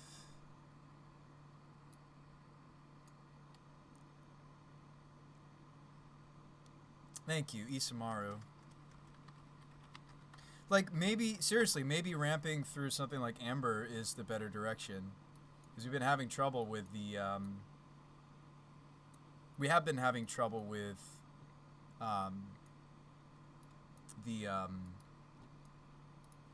the Birds of Paradise ramp plan.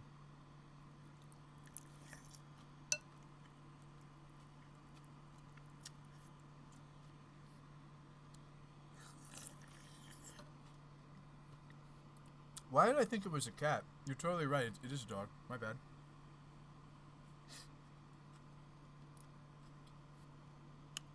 My bad.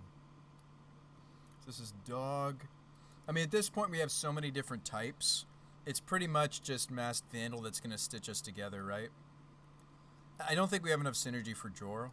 We'd have to have more, like, draw card kind of stuff. Excuse me, it's a hound. Thank you very much. Do we have other, like, 1-drop, 2-drop creatures that are going to turn on the Ember? I'm fine with the Thalia and the Teague being our 2-drop legends. It's like, and it's like, okay, how many legends? Like, yes, Masked Vandal is all creature types, but it's not a super type or subtype. Super type? I think Legendary is a super type, right?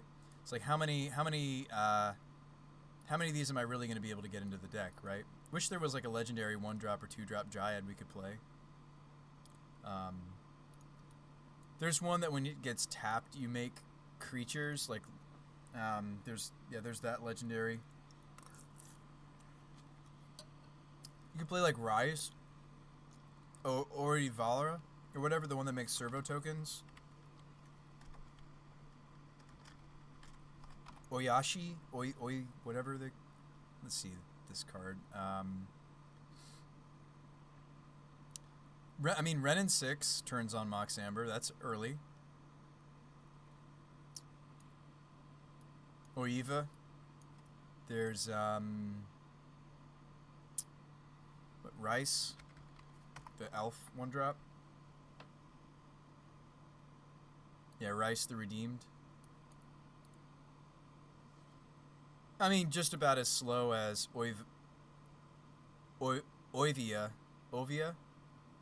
Pashiri.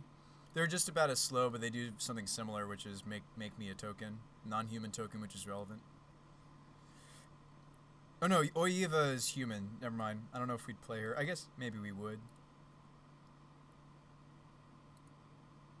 There's also something else I was considering. People were talking about. I know Seth from MTG Goldfish was talking about the new combo with the tree folk that's coming out that makes infinite squirrels.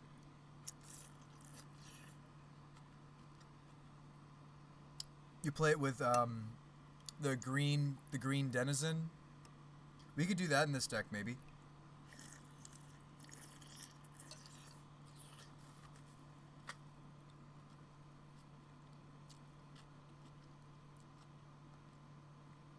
I wonder if you guys are familiar with that combo yet. So it's this card, if I can find it. It's like an uncommon or a common. Here we go. So Scurry Oak,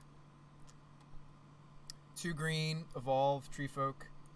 Whenever 1 or more 1/1 counters are put on the oak, you may create a 1/1 green squirrel creature token. So this combos with, let's see if it's listed here. Yes. So you play it with Ivy Lane Denizen. So keep this card in your mind and let's look at Ivy Lane Denizen. I wasn't hungry, but hearing you, sorry, Ivy Lane, no hyphen. So Ivy Lane Denizen from Gatecrash. So this isn't an original combo. I'm not saying that I came up with this. I heard about this from Seth, Saffron Olive. So this is a 4 mana. Whenever another green creature enters the battlefield under your control, put a 1/1 counter on target creature. So you just, as you make squirrels, you get to put more counters on the oak, right? And that the oak makes more squirrels, so it's a loop. So that's something we could play here because I think that Scurry Oak could naturally play nicely in our deck because a lot of our deck's going to evolve that creature, and then I would have a Tree Folk and I'd have squirrel tokens for WINota triggers. So it might be cool to like try to put this combo into the deck, and we maybe only play 1 or 2 Ivy Lanes just as a tutor target, right? It's an Elf Warrior, so I don't think any of my 3-drops. We might have to like change up what we're playing on 3s so that we could more, because these are shamans. This is core spirit. This is a human wizard. So play Realm Walker.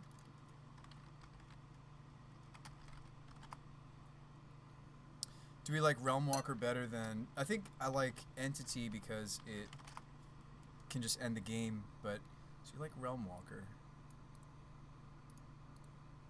This is an interesting art for Realm Walker.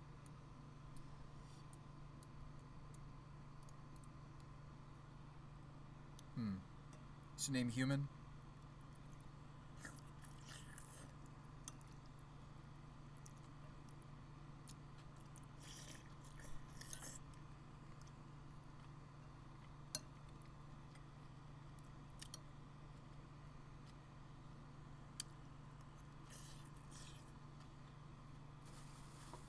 I think it needs a little more time in the microwave, actually.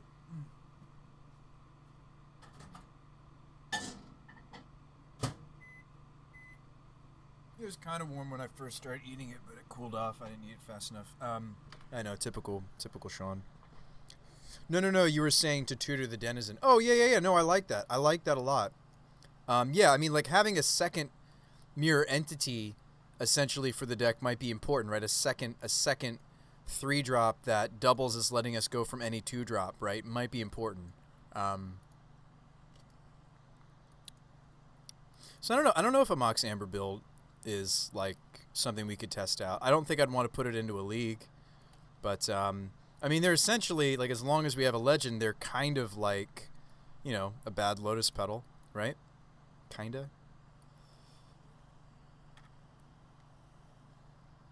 I know. How dare you forget that it's a dog? Let me just stuff these under my 4-drops. There you go. So we can get our sideboard up in here. Yeah, I mean, I think that a Mox Amber build could be legitimate. I'm not sure. I mean, I think anytime you're brewing on like a meme like WINota, it's like pretty much anything's fair game, right? I do think our legendary count would need to go up a lot more than this. Wish we could find like a legendary that's either forest or dryad, or like a legendary changeling that's a 1-drop. I don't think it exists. Dryad. What about Emery? We would need a splash, but maybe. Dina, she's a dryad. She's legendary. She's also black mana though. Vitu-Ghazi is a dryad shaman, not legendary.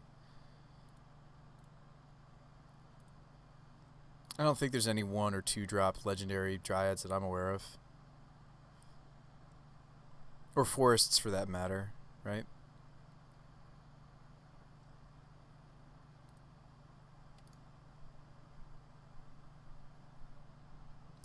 Not that I'm aware of. Is forest a creature type ever? I don't think I've ever seen Dryad Spell Shaper from Mercadian Masks. Interesting. Interesting.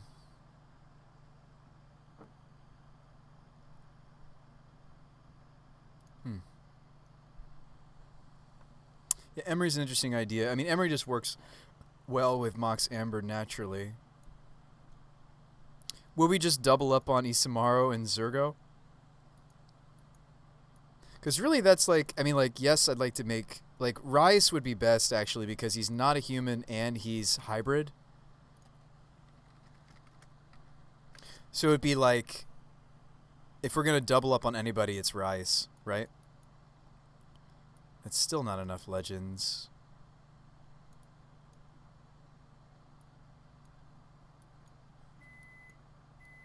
It's 8-4 early game legends.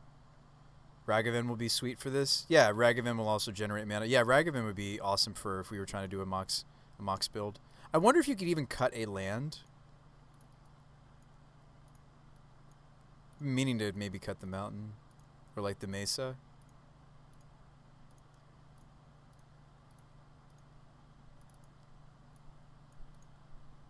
Yeah, I wonder if you would cut a land if you were to play an Amber build.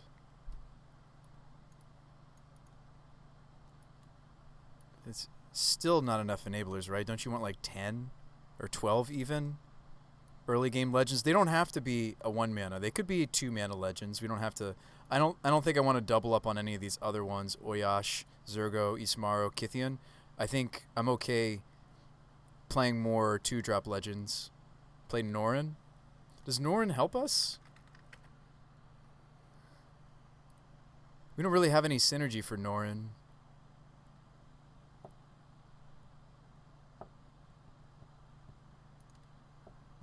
But yeah, that is an early game legend. Gives us red. He'll make mana and dodge removal. Yeah, maybe he's better than I think, because I can pyre him pretty safely, right? Maybe we do like that, just like making sure we have a creature that turns on the Amber. As bad as he is by himself, as bad as he is causing synergy. I wish he was also not a human. I could get more behind this. I'd almost rather just play the Joriel. Play 2-drop Amara. Yeah, Amara's maybe more what we want. Amara. Yeah, Amara's a sweet idea. She also has synergy for the Loam Dryad, by the way. Because she just says when she's tapped. Yeah, maybe we don't double up on Rice. But no, I think maybe you would, because he's probably the better. I don't know if we play the Realm Walker, after all. That could be a 60.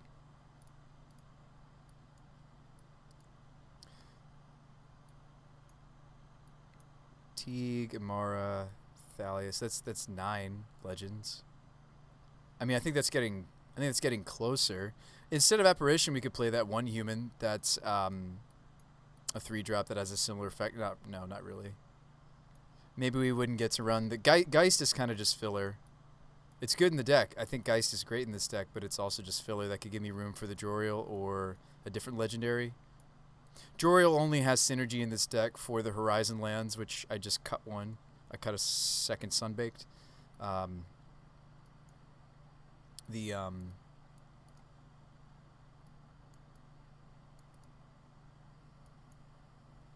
Magda makes treasure and gives you a non-human attack trigger. Magda?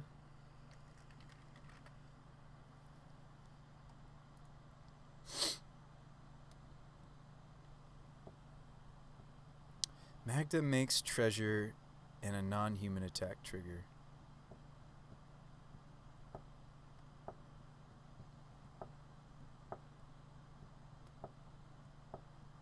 Ooh, I kind of like this a lot, actually. So she herself is a mana dork, and her other... I wonder if we'd play the fancy one. Her other... the other dwarves you control get +1/+0 is actually relevant for a couple of our cards. That's funny. The since we're playing a changeling build, watch this. The other dwarves you control is relevant for the Vandal and the Entity. Definitely the Entity, because when I go to... Entity's ability says, until end of turn, creatures you control have base power and toughness X and gain all creature types. So in the same way that the Heron's Grace anthem of other creatures you control... sorry, it says other humans you control get +1/+1 gain. This is actually really clutch. This is a great suggestion, Silent. I didn't realize that might be good.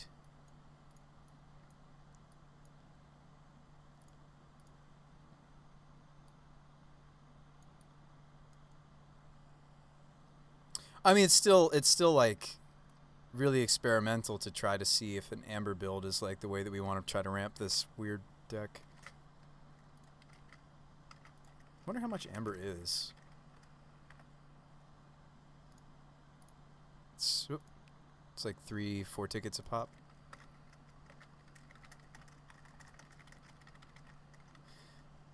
Yeah, I do think that this is like the one way we haven't tried, right? One of the few ways we haven't. Oops, sorry. One of the few ways we haven't tried.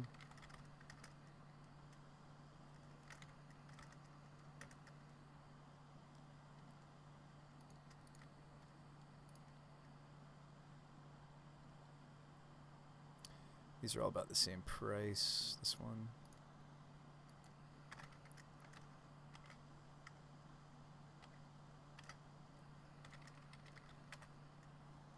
Yeah, I do wonder if this is a cool way to maybe a cool direction for the deck, and it's about to get a few more early game legends, right? That are non-human.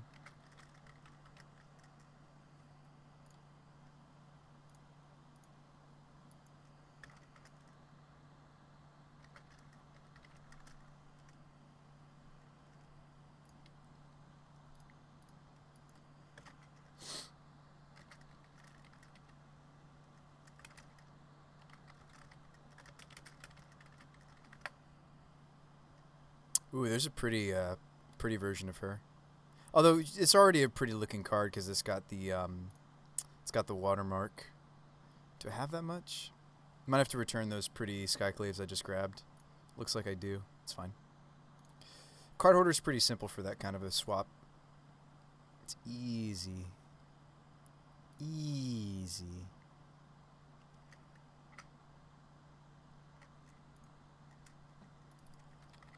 Easy to do. Yeah, because I just have not been all that pleased with and I'm sure somebody's like, Bruce By, like, if this is what you're trying to do, why don't you just play oh, I don't know, play not Paradise Mantle, but play like Springleaf Drum, right? I think that if we get the right number of legends, Amber could actually, yeah, with like cards like Ragavan. I mean, like, hang on.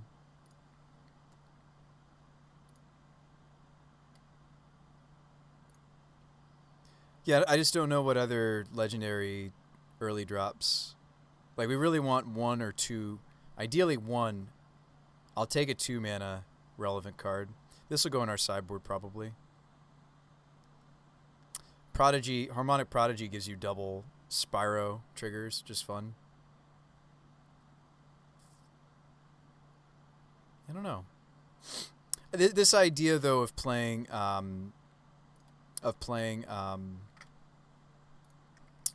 Mox Amber isn't really, in my brain it's not really in the same place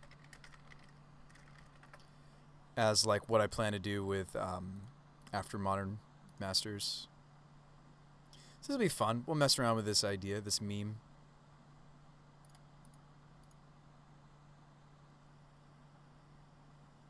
So yeah, card holder is very easy if you guys have ever considered. I am I guess passively sponsored by them is the best way to say it, or you could say actively, right? Because they are allowing me to rent cards, which is huge. I would not be able to do the kind of content that I do without the sponsorship. So I am thankful for it.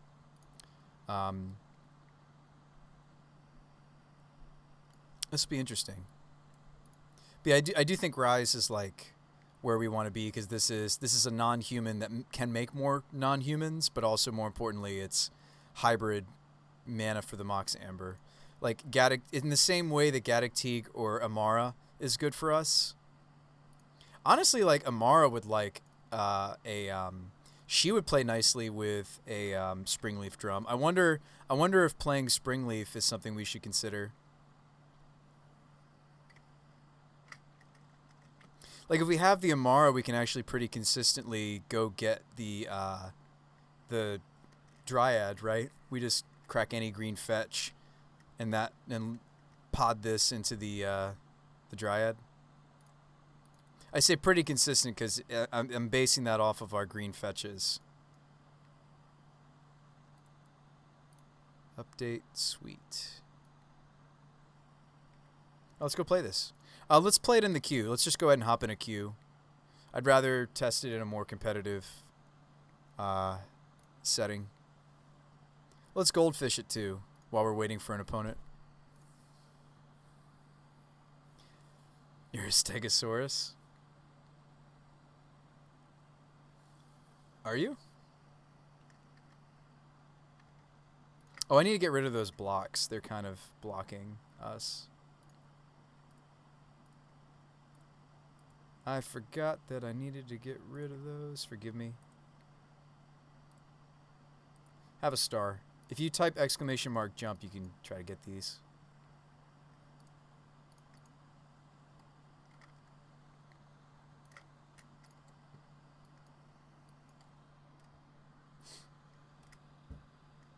All right. So the old Mox Amber no one drop to go with it. Hand, but like this hand is still nice. Like so many Spyros. I think we will keep it. Also, that's something we can do with the extra Ambers. If they're not ramping us, we just can make an elemental out of them.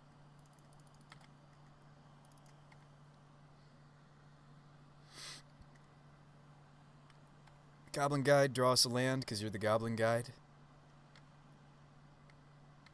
Vandal. Don't really want to play out the Vandal, right? Because there's Eidolon to hit with this. Maybe I should just play out the Amber, though. Because, again, Eidolon. I also don't have a creature in the bin, so I should have just played out the Amber right there. Watch them just go Eidolon, and I don't have the creature to go with the Vandal yet in the bin. That was a mistake. I should have just played this out. Okay, they don't have it. Swift Spear.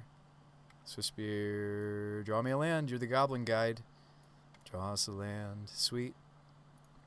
We don't maybe insta-lose. But I'm at 14. All right, Grace. I'm actually going to keep the Grace. In this matchup, you keep Grace. Oh, man, I wish I could get the basic mountain here. I can't. So we're probably just deads. So what am I dumping? Vandal. No, I'll dump. I'm not going to cast more than 2 Pyros in this matchup, so maybe we dump Pyro and dump the Vandal and just hope. I will play out this Amber. Go.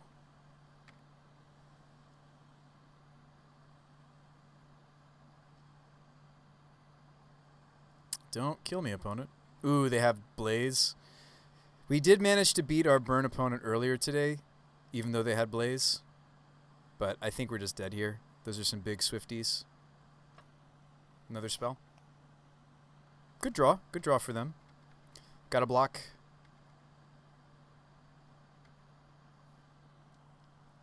They skipped their attack step. So I can't evolve straight to what we need. I guess I could Rise. The turn's on the Amber. Hang on, let's think here. Rise, turn on Amber, flash in the Heron's Grace. Hope they don't have Skill Crack. Is that my line? Can I go get on the evolution?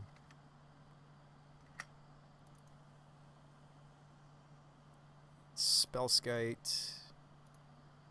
Yeah, there's really nothing that helps us. The Herons is what I have to set up for. So, like, it almost seems like I should go Rise Spyro or Rise Eldritch into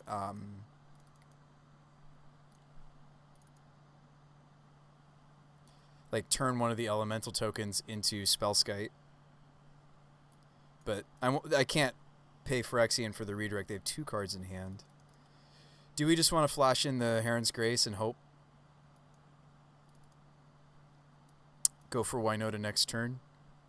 I think that's what I have to do, right? Just say go. Why didn't they not attack? I think they messed up. I think they accidentally skipped their attack step. There's no reason to not attack there. Show me burn spell, burn spell. I don't have to show the Grace. Rift Bolt.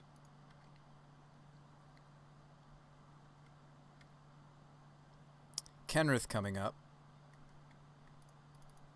They have 1 card left. This actually might do it. Because I can Eldritch the Heron's Grace into WINota.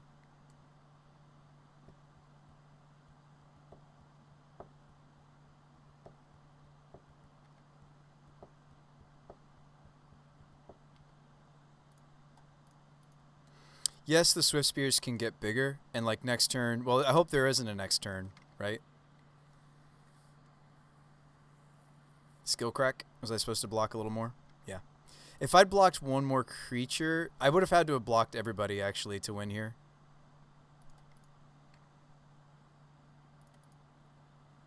We knew Kenrith was coming up. Yeah, I would have needed a block with everybody, but then I wouldn't have had any creatures for the WINota triggers. So I think that's okay.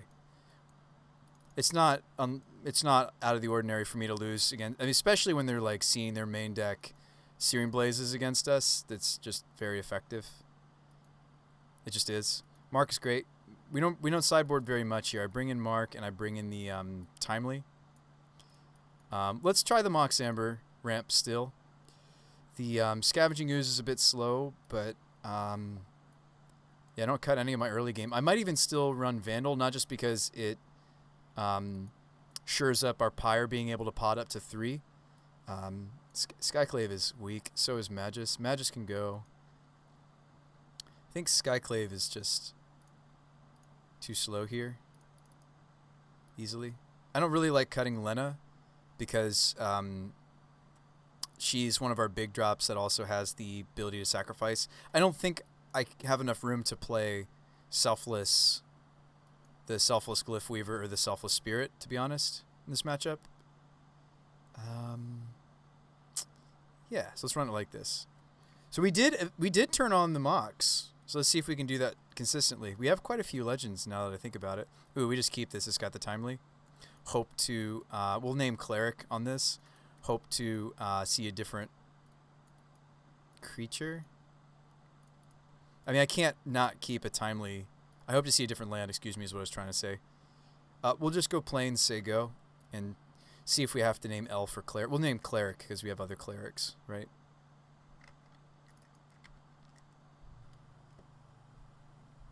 Can you change your avatars? Jade knows how. Melfina knows. She knows.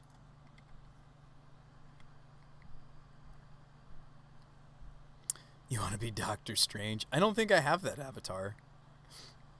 You saw Doctor Doom? The avatars are below my screen, my camera right now. Do we want to play around Skill Crack? Yes. Could go turn Amara into the thing.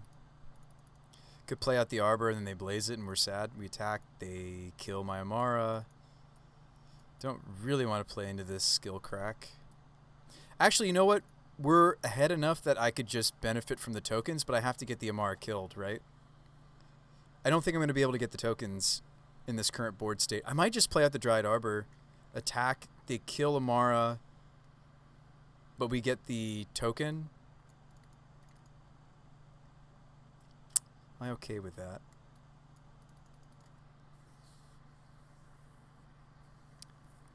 Is there any line that doesn't just completely get us hosed? I guess I could just even play Windswept, say go.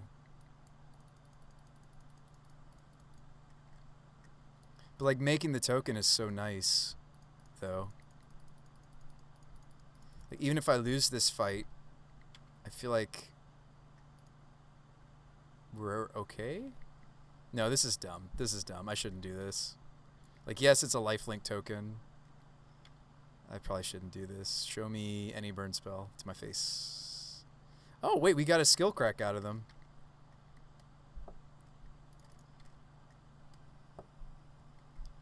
'19 Joker. The Heath Ledger Joker. Let's see. So... Oh, no. The 2019 Joker was not Heath. That was, what is his name? I know who you're talking about now. Lava Spike me. Okay. Yeah, Joaquin Phoenix. Thank you. Down to 10. Probably got a block, right? I'm at 10.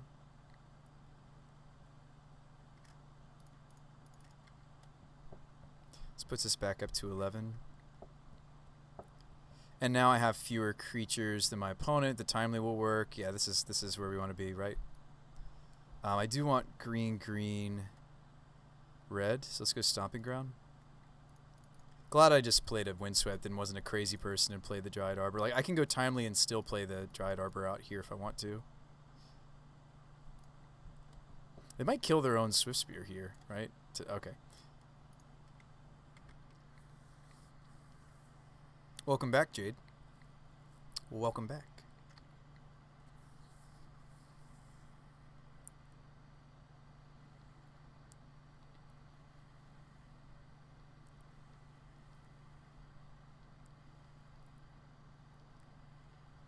They've got the Blaze.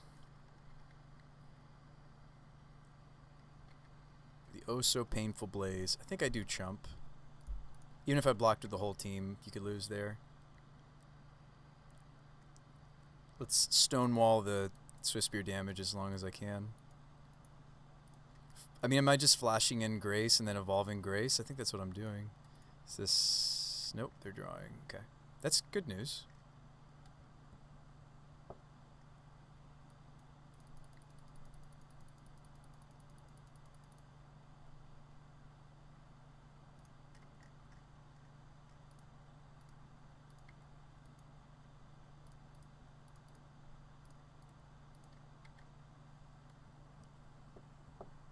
$13 all. Alright, show me another skill crack.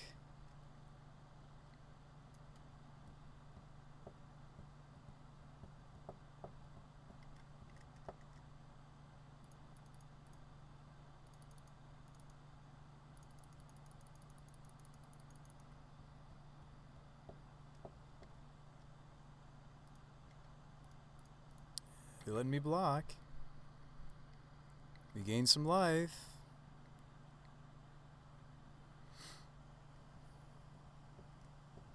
Core Firewalker. Sure. Riftbolt. Alright. Spyro. I can't Spyro Evolution. I can Eldritch my Herons. And I know you're like, but Brew Spy. Heron's Grace is going to be a lifelinker in this matchup. Isn't that juicier than getting 2 WINota triggers? I don't think so. I think I need to get something going. This already gained me 3 and didn't get stopped. Let's go WINota, and let's see what our triggers look like now that we've added some other interesting humans to the build. Curious what we can hit. Or we miss. That's okay. I mean, it's not okay. I really need to hit. Really need to hit. Thalia is not irrelevant, but pretty not relevant when they have 1 card. And well, it makes them have to pay for their Riftbolt that's coming down. Probably still better to Spyro, right? Than to play auto. Yeah, I should probably still Spyro.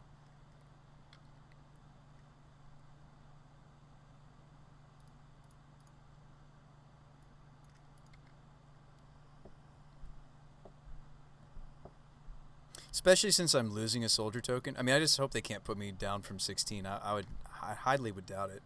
I would highly doubt that they can just take us from 16 to dead, considering I have like a WINota block. They decide not to block even though they have a pro-red core Firewalker. Okay, that was a free block. I don't understand. I don't understand. You had a free block. Why not do it? Why not, opponent? That's strange. Sure. Why are these in, by the way? These aren't for this matchup, right? Why did you bring in core Firewalkers? Let's run it back and I'm going to get my shoop.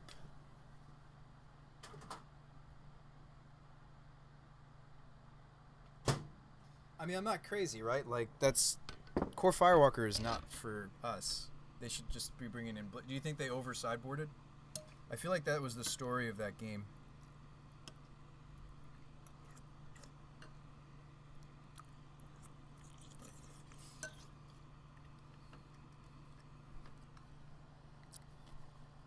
I don't understand their reasoning.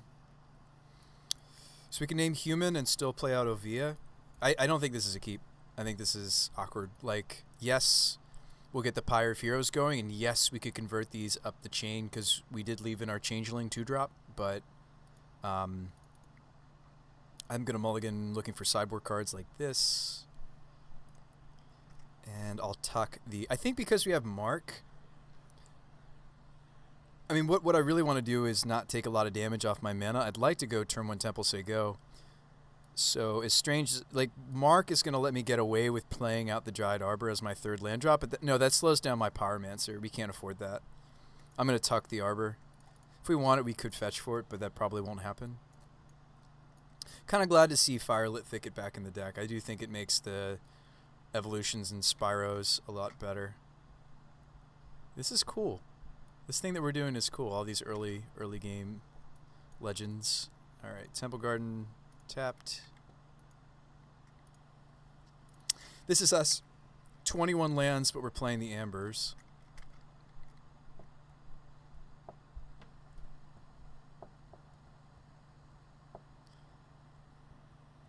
You got Blackheart.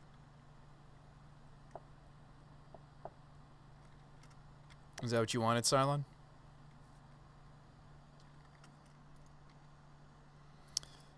That's a land. That is a land. Amara.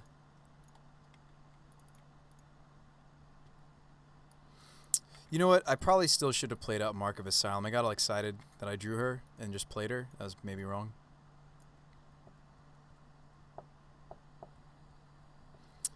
It's the best available option. How did you get there? Where did oof. Yeah, I'm kind of wishing I'd just played Mark of Asylum. That was pretty brutal. Searing Blaze. Now I'm probably just dead. I'm at 10.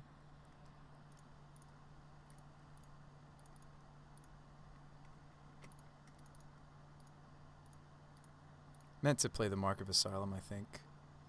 I mean, now I'm just pitching it to evolution to keep evolution, right? But still make tokens. Drew Pyre. Plenty of tutors this game. Plenty of ways to get to the WINota, but can we do it in time, or does Burn just get there? Spoiler, they get there often against us, sadly.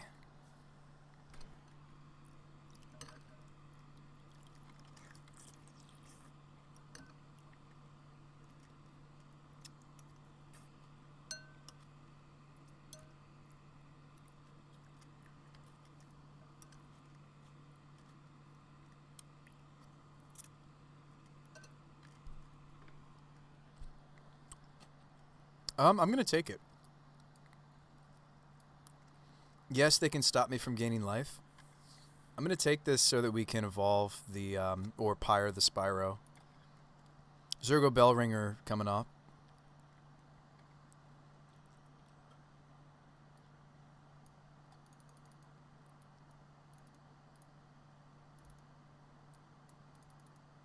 Don't really want to play out Zergo, actually. He also has dash, which is relevant. I think we just Eldritch and hope for the best. Yeah, they can cut me from my life gain, which is really important.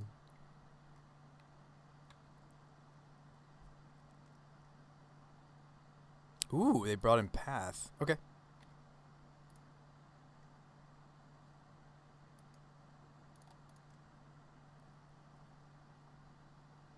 So now I'm kind of wishing I just chumped the guide. It would have meant one less WINota trigger, but... yeah. I'm just playing in the queue. I actually already briefed my stream that I was stopping around, you know.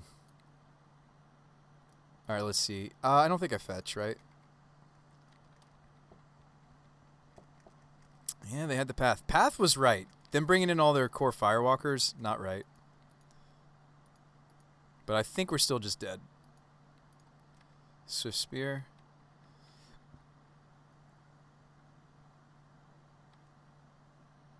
Thalia coming up. Don't think we can afford to draw the Thalia.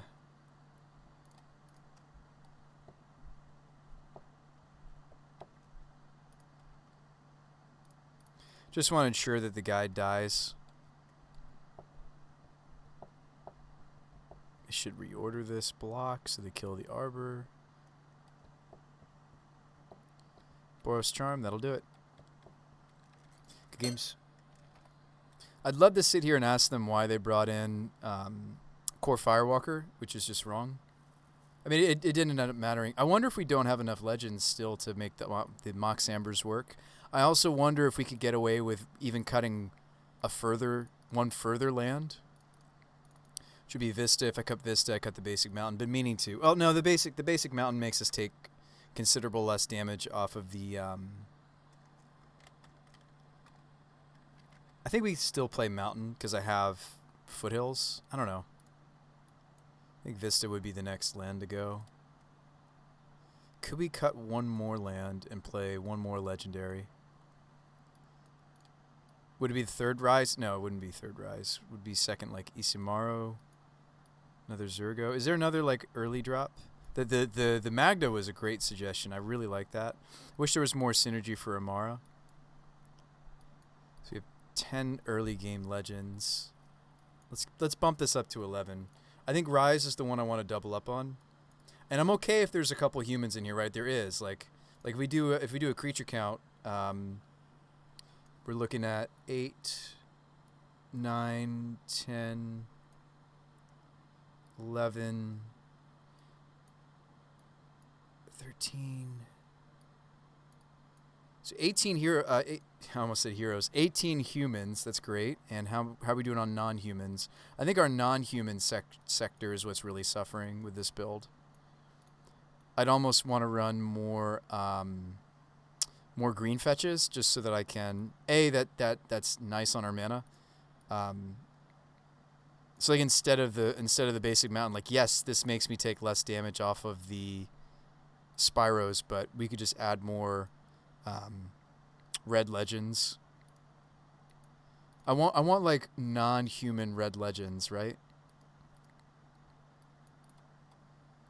And maybe playing this many caverns is just too greedy. No, I like the 2 of cavern. Let's maybe not run the mountain. This number needs to go up somehow. Like, and the 6 is kind of because of the Giant Arbor. Like, these green fetches are kind of in this category. And like the basic mountain isn't helping the Magus of the Moon plan at all. No, we died of burns, fine. I wish we would have played against something else because I could have learned more about this Mox Amber idea.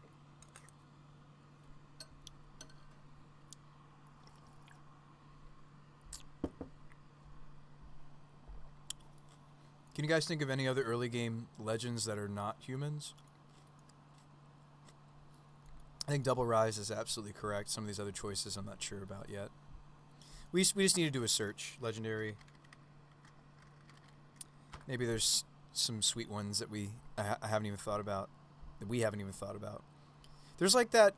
There's the red-green Satyr that draws you cards, makes you discard cards, but draws you cards. Legendary in Modern, mana value 2 or less, type creature. Yeah, Gallia could work. Joriel is tempting, but I think I want non-human. So yeah, we could play Gallia. That's a great suggestion. Gallia also gives us... There's Radha. I mean, Shale is coming back to mind now. I didn't hate the Shale. I think Shale is actually really sweet in this deck. We've played Shale. Maybe Shale, maybe...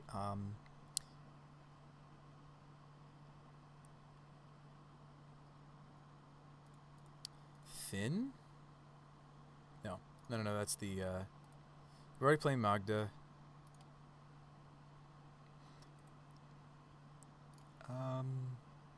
Cole. That's for equipment decks. We're already playing Thalia. Yeah, Gallia maybe.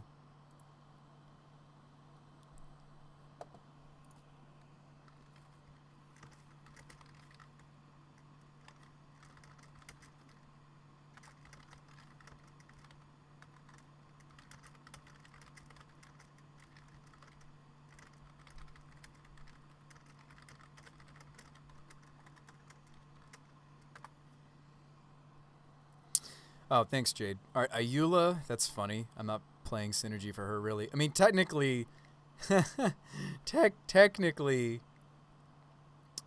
That's so funny. All right. Surferin. It's a human legendary 2-drop. Not really what I want. I want non-human. I just think Gallia, because she has haste. She gives my changelings haste, but more importantly, if I attack with 3 or more, I may discard and draw 2. I think this is sweet for us. I think we should be trying that out. I think Gallia is actually exactly where we want to go. There's Sisay, Shanna, but that's a human. But I could still play Shanna. I don't know. You can do Tune 30. What? Board games?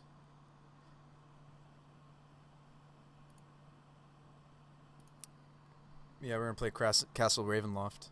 Yeah, maybe we should be streaming it.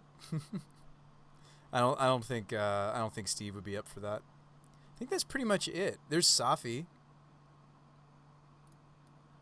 Safi's a legendary pseudo protection for WINota. WINota doesn't need to attack. I just need to put her back onto the table. Maybe Safi, Eric's daughter, is something that a Mox Amber build would want. Tabletop sim. Gallia. There's a pretty version of Gallia. Isn't there also a pretty version of Safi? But it's just not the same. Yeah, it's not. There is a new art for Safi. So we can try some of these legends out. Yeah, I do realize that they're 2-drops, but that's fine. Mostly because they're like that's another red for us, another red legend. I mean, maybe I don't want to double up on Rise because I could see both of them. Like, if I can spread out our legends, I'd rather spread out our legends. I love that we're just like a complete pile now that we're trying to make Amber work. This card.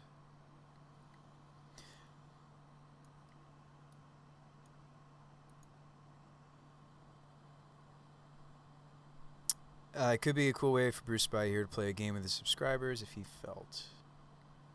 Alright, Safi and Gallia. Let's try them.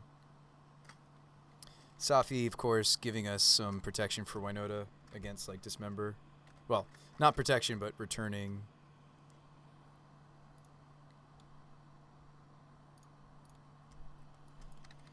Gallia. I've tried Gallia in this deck before. Promo Gallia, that's pretty. Gallia, Safi, that's it? Okay, cool. Check out. Check out.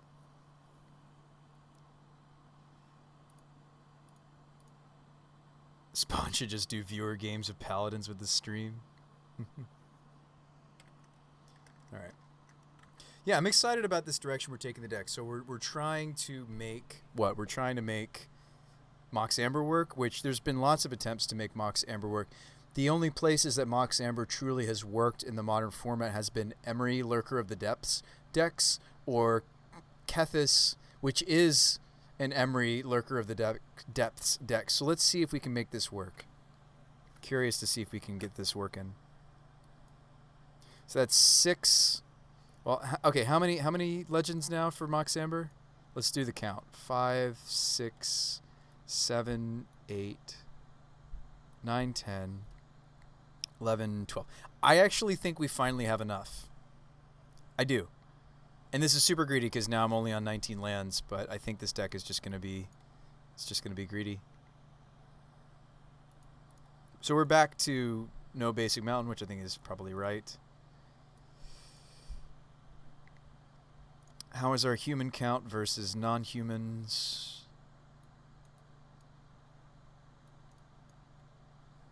I think at this point it's just fun. Like, we're just trying it out. I don't actually think it's the right direction for this deck, but it's certainly fun to try to make a Mox Amber deck work. Which is why I'm not putting us in a league yet until I give this. I do think that the Gallia giving our changelings haste is really cool. Little cool little synergy there. Yeah, so humans, non-human, yes. Oh, really? 16-16 split? No, that's not true. Thalia is a human. And Kithian's a human. And Oivi.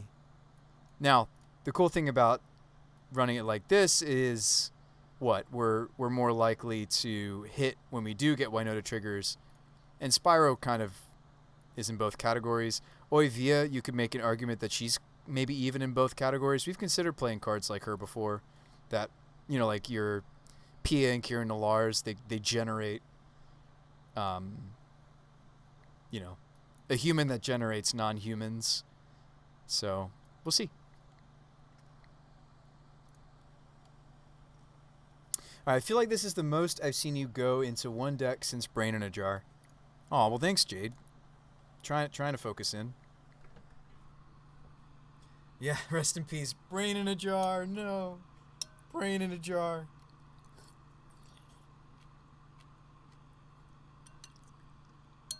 Looking like a fool with that brain in a jar.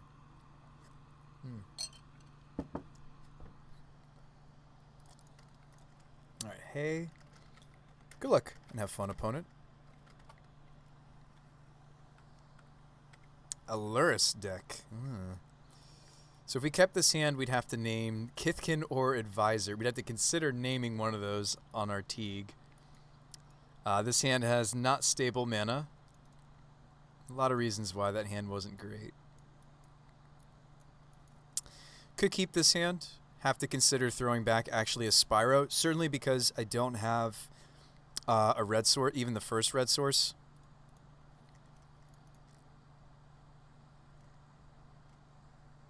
Isamaru.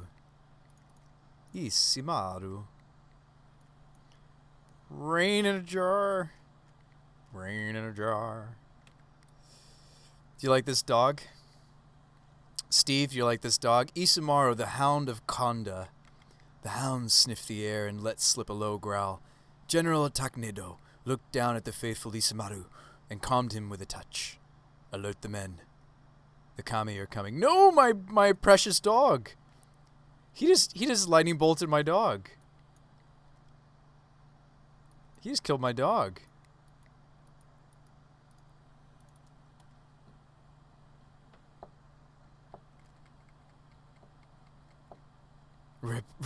Rip game 1. Yeah. Probably already dead.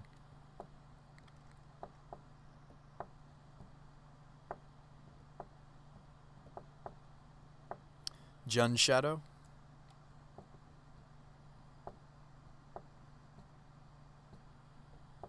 13/13 incoming. And then 2 mana 3/4 incoming. Hey, what's up, Zine? How you been? Draw us a land. Draw us a land. Oh, we'll scoop before I let him see that we're WINota. So I'll scoop to hand hate. Don't think this necessarily gives us away. We just look like one of those Mox Amber memes, attempts at making Mox Amber look. Concede. Hey, but we know what you are. Alright, fails of summer. Sweet. Favor. Mark. Sweet. Do we want selflesses? Do we want timely? That's about it.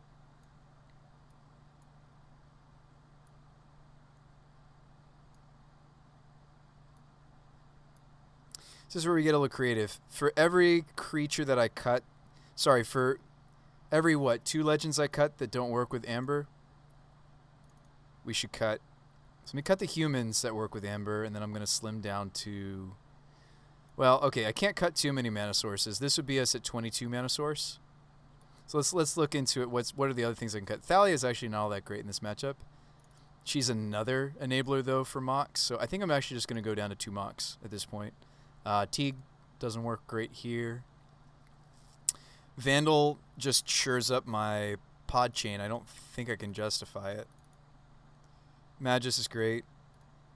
We run it like this, right? I don't even know if I want Heron's Grace. I don't know. Should we run the Masked Vandal? How do we... I mean, all of these 2-drops do find Entity. I think it's fine if our 1-drops can't find Vandal. I think that's okay. Just play Heron's Grace. Do we have the lands to actually cut Moxes? Probably not. I just have to keep a hand that has lands. 19 land with one of them being a Dryad Harbor, which I did not cut even though this is a matchup it's a little weak, right? You're still playing gifts? Oh, cool, Zine. I'd love to see some of your latest gifts builds. Why don't you share that with the rest of us?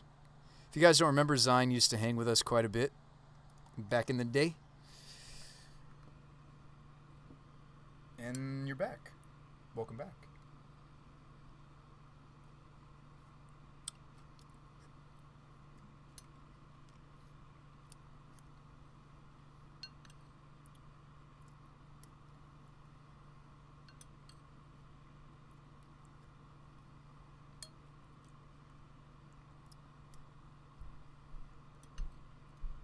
They know that Thoughtseize is good against me because I conceded to it.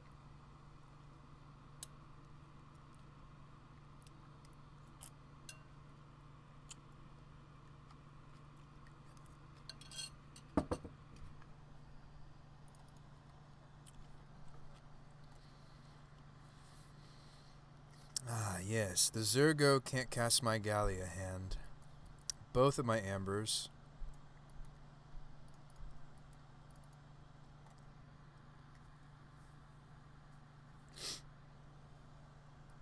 This hand can cast Entity if there's 0 disruption from the opponent.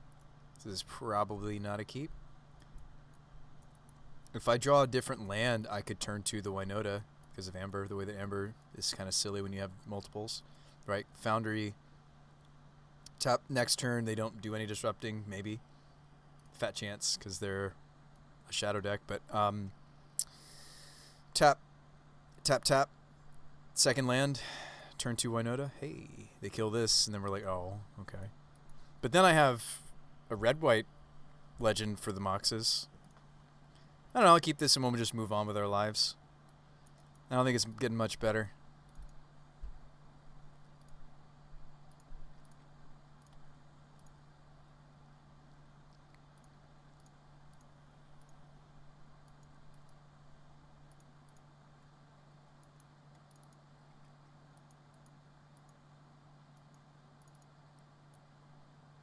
But it's like, but Bruce by this build your own mana dork plan. I know, chat. I know.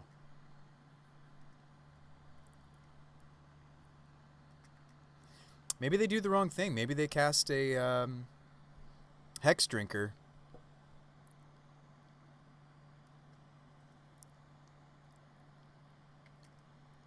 Maybe they play Inquisition instead of Thoughtseize here. You don't know. Again, thankful this is the 2-player queue. I really shouldn't be doing the 2-player queue with entirely experimental ideas. Thoughtseize my WINota. Take the best card in my hand. Make me a sad boy.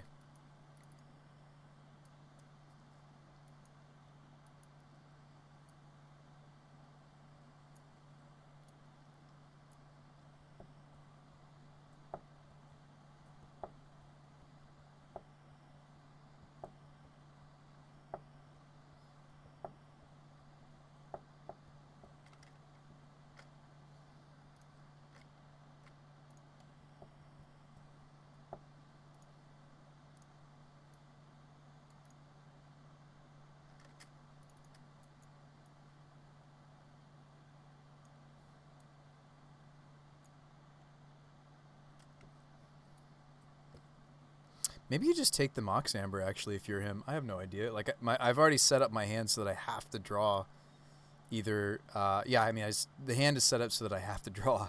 I just have to draw a green source, really, or lands. I'd be very surprised if they don't take Amber or WINota. They take... The card that I can't cast is the one that they take. Draw me a land. Alright, so I could spend an Amber to put the Entity on the table. I mean, I need to draw land. I think I'm supposed to do that. I know you're like, no, Bruce Spy, that's how you're going to get the WINota on the table. It's not going to happen. Let's just cast what we can. Oops, it went undid too far.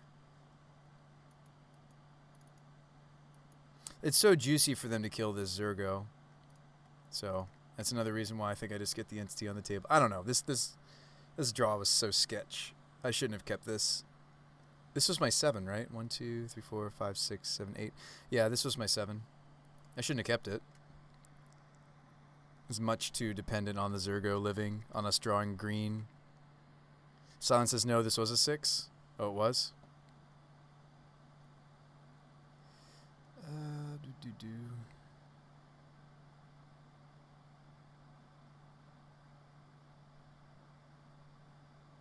Are you sure? I counted 8 cards. 1, 2, 3, 4, 5, 6, 7, 8. You sure it's a 6? I'm never sure. Yeah, I think it wasn't. Land? No. It's a land. Maybe I should wait.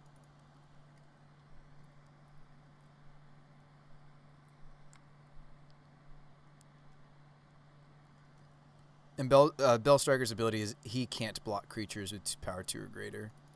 So I think we just send it back. I don't get got by Tarfire, which sometimes these lists play Tarfire as a singleton for their Goyf synergy.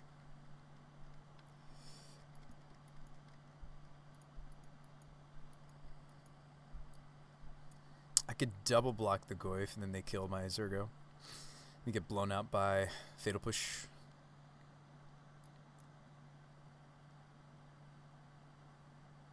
They were missing red mana over there. They thought seize my WINota.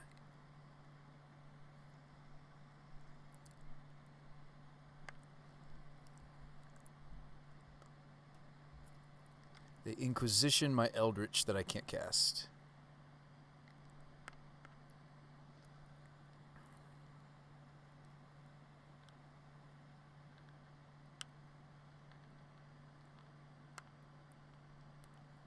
I lose to Dismember anyway. I should probably try for the double block pump. Oh, well, they just told me they certainly don't have Dismember if they're respecting the double block. Veil, a little bit late. Can't cast you. Go.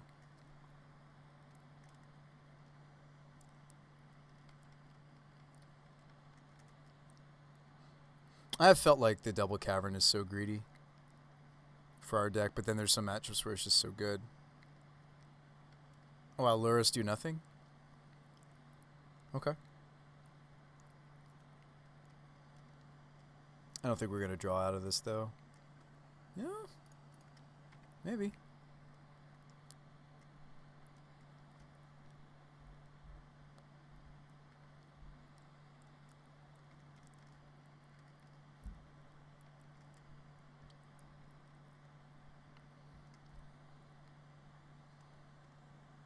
Fatal Push my entity. It's too risky to go get Dried Arbor off this. We will be getting a land that's gonna turn on. Well, we already have human here, so I might actually get Temple Garden instead of because we already have red for Spyro. I'd rather have white for Skyclave, so maybe we go Temple Garden here. Complements the red mana from the Zergo on Amber.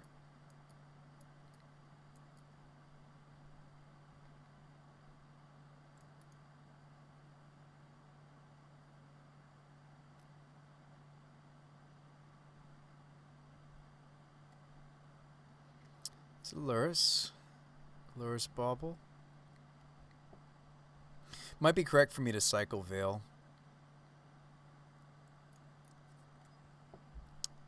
They don't know about it, though. They didn't see the Veil of Summer, so maybe I won't cycle it.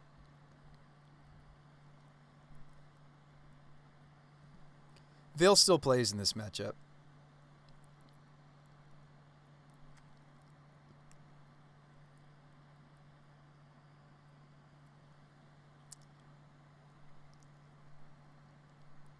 No blocks. I guess I could have... No. I was thinking, like... Yeah, I think the double block is just too vulnerable. They have 3 cards in hand. And... Well, no, that's not true. I actually could have... Oh, wow, they have the Fatal Push. Here we go.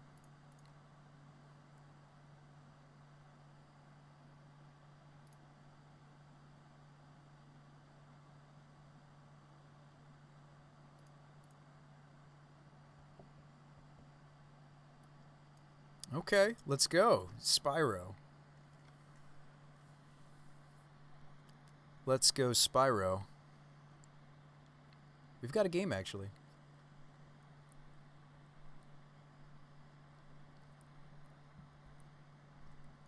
They don't crack the bauble yet. They do now.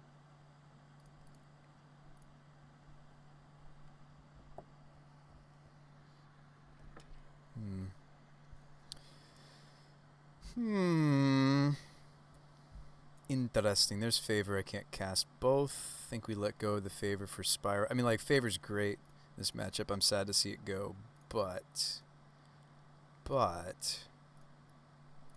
let's dump it. Make a token.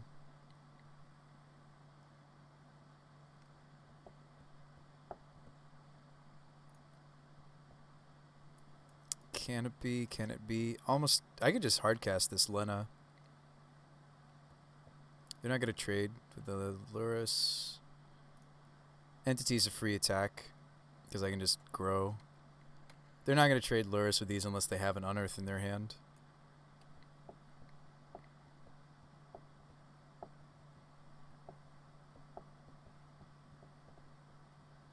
There's really no world where they trade the Lurrus. And I kind of want to cycle the Canopy, but maybe I should just grow the Entity. Hit them down to, let's see, 7 to 5 to 3. Yeah, maybe I should just hit them for 4. And if they Thoughtseize my Lena, so be it. I don't know, this is a big Goyf. If they have Battle Rage, I'm just dead.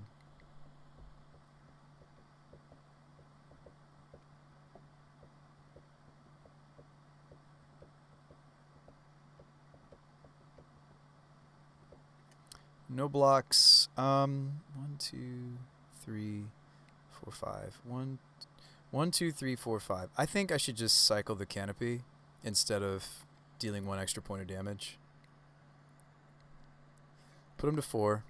Like I said earlier, or a moment ago, we're dead to Battle Rage if they have it, so not much you can do.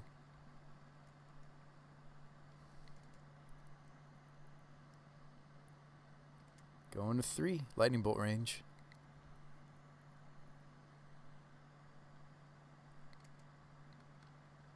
They finally have their red source. I would be very surprised if we don't see like a Lightning Bolt or a Kolaghan's Command from my opponent now.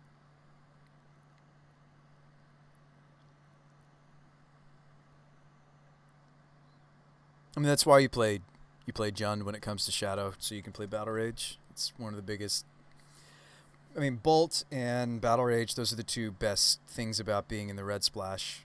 Some builds will also play Taylor Swift Spear. It's a sideboard card here or there, but like, because you get to play Kozilek's Return, which is sweet. You get to remove Auriok Champion.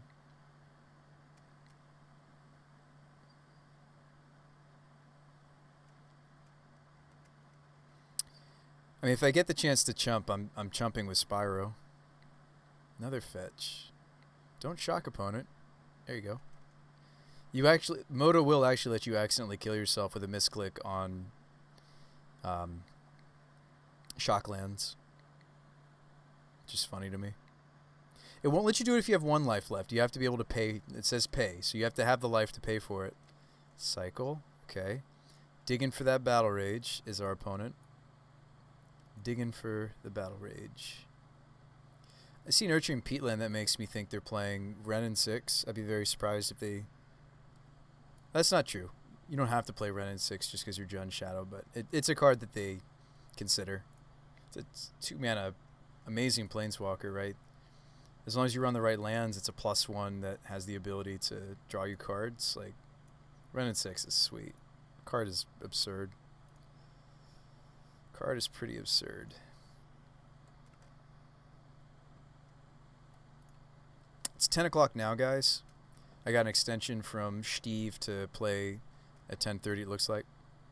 I don't want to leave my friend hanging. Wow, they don't do anything. Do we just cycle? Bolt my Entity. Okay.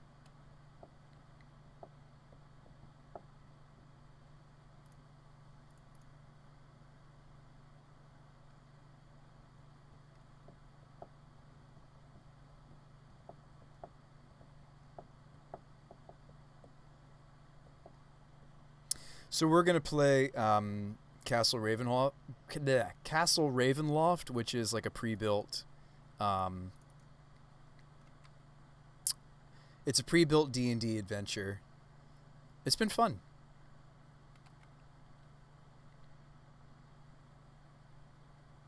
Not enough mana to cast Lena. I will have enough mana to cast her next turn if we live. If we survive this turn. Very dead to Battle Rage still. I'm going to be dead to Battle Rage for the rest of this game. They're free. Mishra's Bauble, extra draw. Why not? They have Lurrus. Lurrus is absurd. Card is pretty nutso. But yeah, that's what we're gonna play. Fisticuff Smith. It's been fun. A shadow. That's not a Battle Rage. Shadow has great synergy for Lurrus because you can recast them. Would really, really like to be able to block and get this Spyro in the bin and then crack this for a basic do the exile effect. I don't have another Spyro in my bin.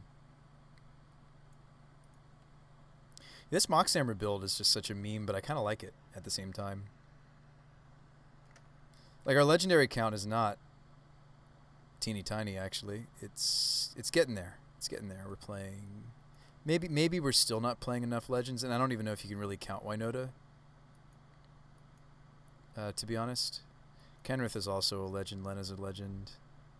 But it's like, can you really count those super high mana cards, right? Can you really say that this deck is 18 legends, and then are there even any legends in the board? There's Linvala.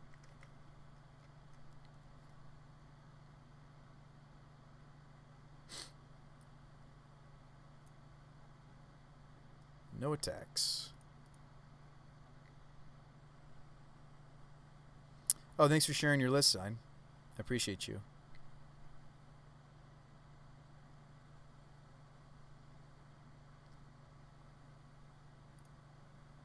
What is the other thing I have prevalently besides humans? It's spirit, right, that I would want to pick here because of Skyclave. Be spirit, right? So many card types right now. Spirit. The uncounterability is irrelevant. I just want the colors.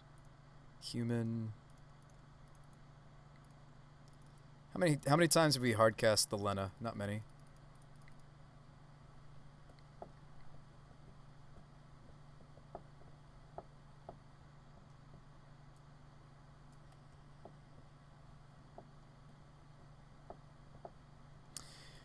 Well, if this resolves, we get 4 tokens. It doesn't make tokens for tokens. It only makes soldiers for non-tokens we control. Sweet, and we have a good block now. Again, just so you guys know that I know we're still very dead to Battle Rage. Opponent is drawing 2 cards a turn thanks to Lurrus. Yeah, pretty screwed. We're pretty screwed.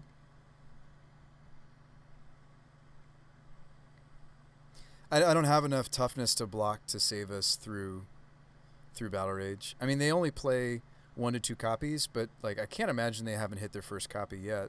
They've drawn 2 for quite a few turns now.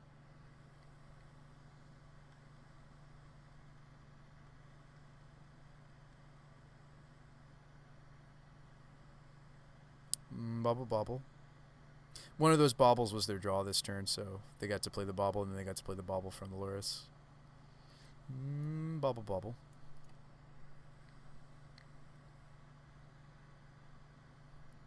They concede? What?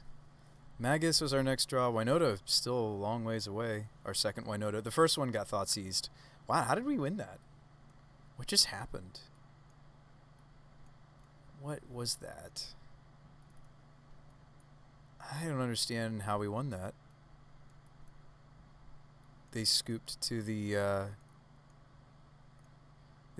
Lena. Maybe on the play we don't need Heron's Grace. I mean, the life gain is nice and can really like cushion us, but their creatures get so big, maybe it's irrelevant.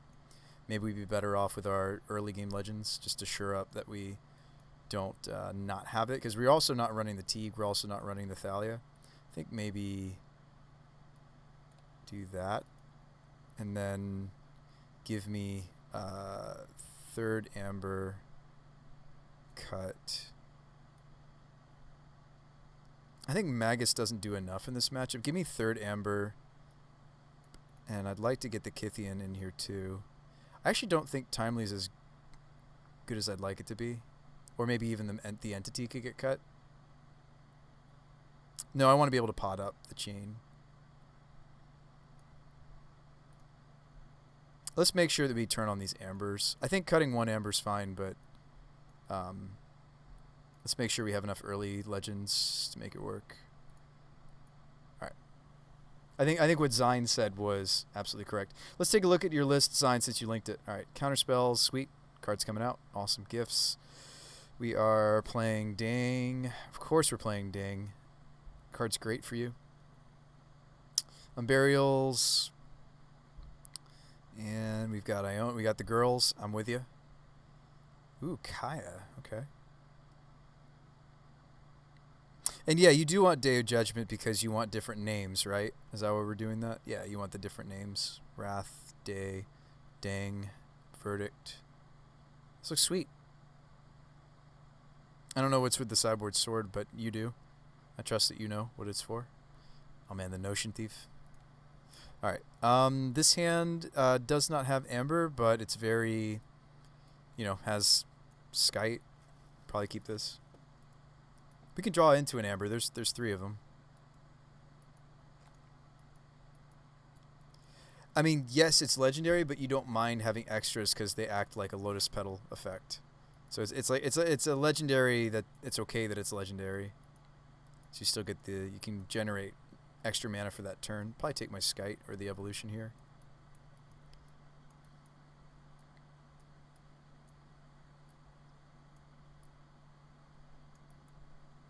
I do think I would shock in the Zergo and then turn to the Skite. It's funny that they might take the evolution since I don't really have a reliable, unless we can keep the Skite on the table, I don't have a reliable green source in this opener.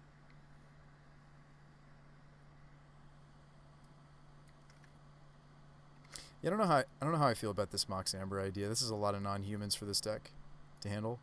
Maybe we should play 3 and still play 20th land. How much of the deck is devoted to mana now if we count the Loam Dryad? 23. It's still really low for this deck. I think it should be another land.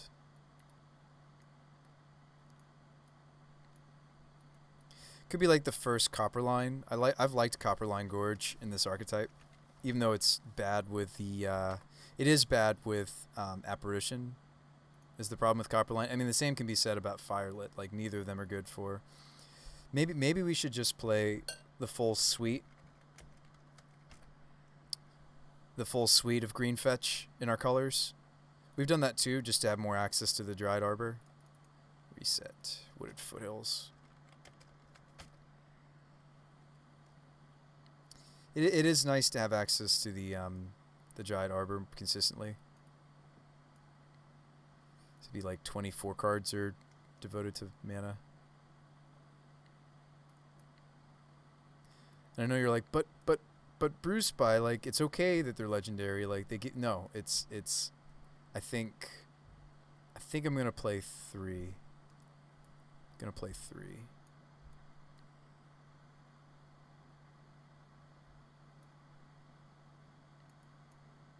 Lots of 2-drops now. Maybe that's okay. That's a lot of 2-drops. If they take Spellskite, I like their choice. I think that's a legit choice. I think I still shock in the Zergo.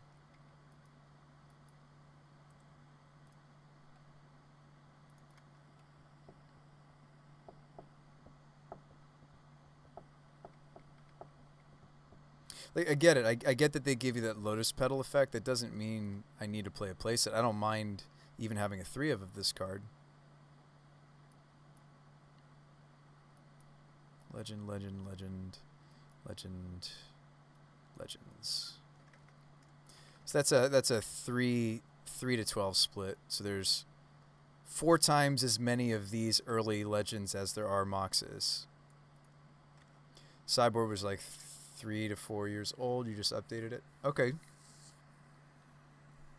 No, I appreciate you sharing it, the Lister design. Seal of Fire, kill my Zergo. Maybe they wait.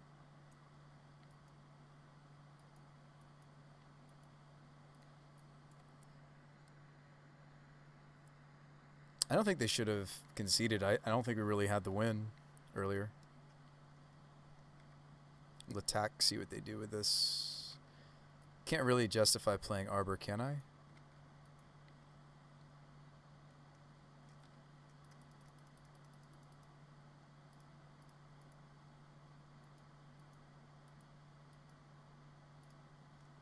They'll shoot it here. Ignoble would be so good in this deck. Yeah, I think Ignoble is going to go in for sure. They kill Isamaru instead of Arbor. Do you have Fatal Push for Arbor?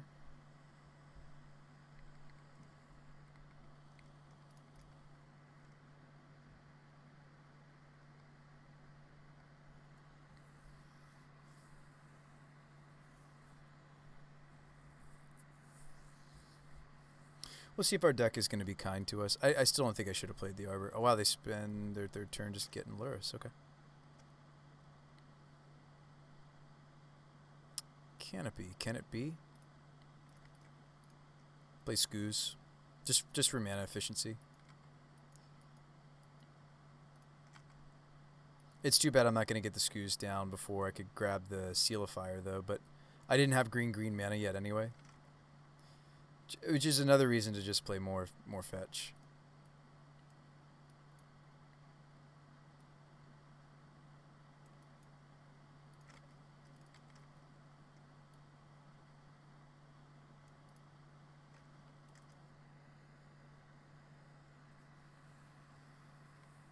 But yeah, I don't like already. I'm thinking the Amber angle really isn't the right way to go, but it's certainly fun. It's certainly fun, but I think very quickly I'm seeing it's just not feasible. Even with, like, as we just looked at, the 12-3 ratio, which seems reasonable. Like, would we like to draw an Amber right here? Not really. I mean, I guess we would, because I have the Ovia. Like, it's like a weird deck. We'd almost have to, like, rebalance the colors, right? Because these dual colored ones are good. Right, like T, Gallia, Rise, Safi, Amara, like these ones are quite good. Because the Amber has, like, choices. It's dead. Do you have a second black source? Play the Luris.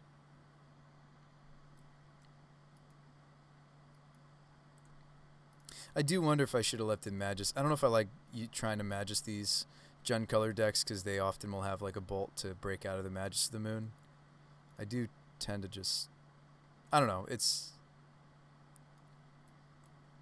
thought sees my Eldritch. You gonna take the thing I can actually cast, or are you gonna take the scary? They're gonna take the thing I can actually cast. I think that's fine. They went and got Luris, but they decided not to deploy it. Favor of the Mighty. So that would give my opponent a protection from everything Luris. Let's do it.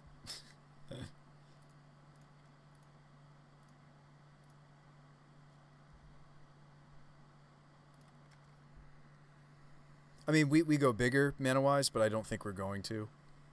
I think I'm just giving them a protection from all colors Luris basically there, but like I can't cast the Eldritch. Yeah, I can't cast the Eldritch, so I think I want to be spending my turn casting things. Have I tried Utopia Sprawl? Yes. We've tried Utopia Sprawl Arbor. I do think that that's a fine way. Like, Utopia Sprawl is kind of quietly one of the best ways to ramp in Modern. Not quietly. People know that it is one of the best ways to ramp in Modern.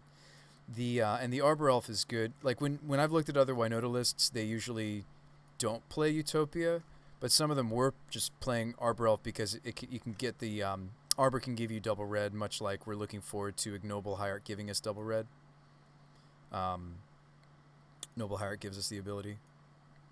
Trust me, this isn't really how the deck has looked in the past. We're just kind of memeing at this point. This is Amber Pyre. I'm just memeing at this point tonight for sure if we're messing around with this card, I think. It's been a fun meme though. Opponents in the red on their clock. Bolt my Zergo. Like some of my best draws I can't even cast. Like Spyro, I can't even cast Spyro. That would be something I can cast. This is not a dwarf. Can't swing into it. It's got pearl colors. No.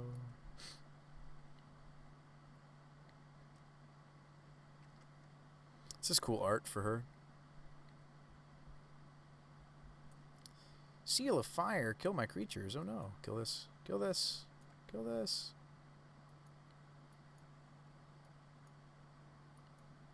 Like, why not swing here? I mean, in fairness, they are a Death Shadow deck, so maybe they don't want to gain the life. Okay, they'll gain the life. They must have another threat they can play. Block Zergo. But yeah, the fact that I can't even cast, like, my best cards. And that is another one of my issues with the Horizon Canopy, is it doesn't cast. I wish there was a red-green Horizon land. That would be sweet for us. A red-green Horizon land. That'd be awesome. Threat. Seems great. I should have maybe mulliganed, but it's also tough to mulligan hands with this deck because...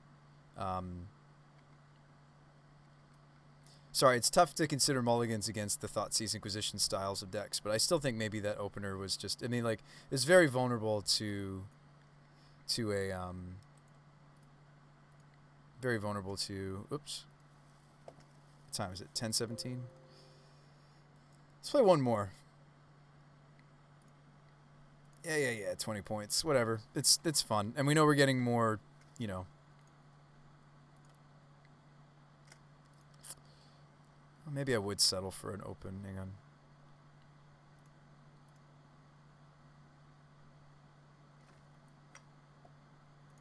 I'd even just like to goldfish us. You know, like I think that's where this idea is at.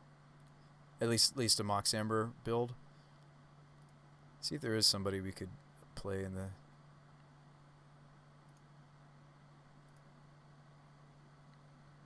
I'll just goldfish us, I think. 'Cause I think I actually don't have time for a full game anyway. Mulligan. Yes, the old Thalia Mox Amber deck. No, this hand actually functions. Keep, and we're going to dump the entity. Done. Go.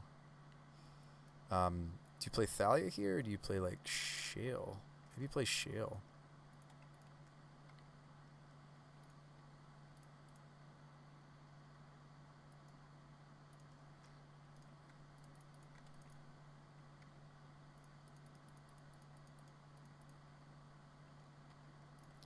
Attack, put counters on things. Need another green source. Let's just Spyro again. Dump. There's our green source. Swing, put counters on things. And like Shale just like looks sweet here. Like Shale really is sweet with Spyro. They do work well together. WINota. Why not? Hey-ya. Shale also works well with as we pull the creatures out of the deck. Heron's Grace or Kythian? Kythian won't flip. Probably just take the Heron's Grace. Alright, Safi would help me to keep the WINota on the table. Maybe you would take Safi. Entity. Probably take the Magus of the Moon. Vandal. Put counters on everybody. I mean, like this card is like looks sweet right here, doesn't it? We put a lot of counters on things. Mulligan. Keep. Put the entity back. Entity Makes more sense than Vandal or Ooze, though, to just have done. And we're done. All right. Dryad. Oh, what are we doing here this turn? Depends on the matchup. Like, there's some matchups where I could get away with this super greedy build play. I mean, so many matchups I would not be able to do this. But maybe this isn't one of them, right? Okay, so we can play out the WINota, but we don't get to use it yet. Maybe we want to spend a turn. I probably would still name Human.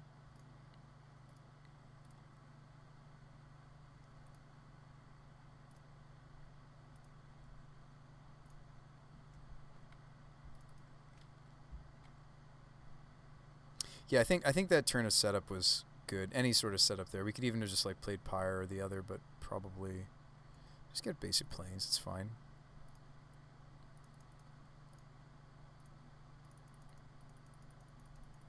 These are all non-humans, so that's going to be 3 triggers coming.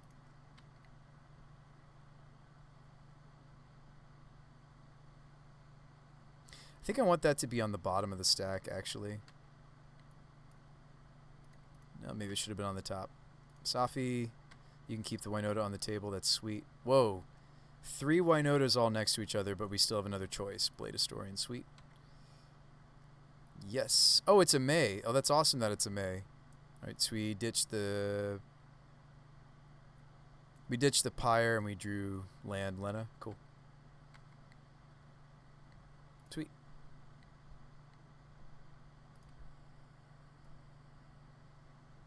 Not seeing the Mox draws, but like I did cut one. So mulligan anyway. Keep. Tuck the second WINota, I think. Done. Alright. We have all our colors if I get stomping. And like instead of playing out off of the pain lands, like if I have access to, like we'll shock on this later anyway, perhaps. Let's go Rise. Rise Scoos. I mean, it just depends on what they're vulnerable to, more vulnerable to.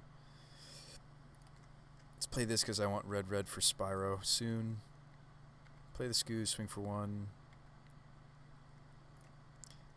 Play the Spyro, take a bunch of damage because I drew all the Horizon lands. Swings.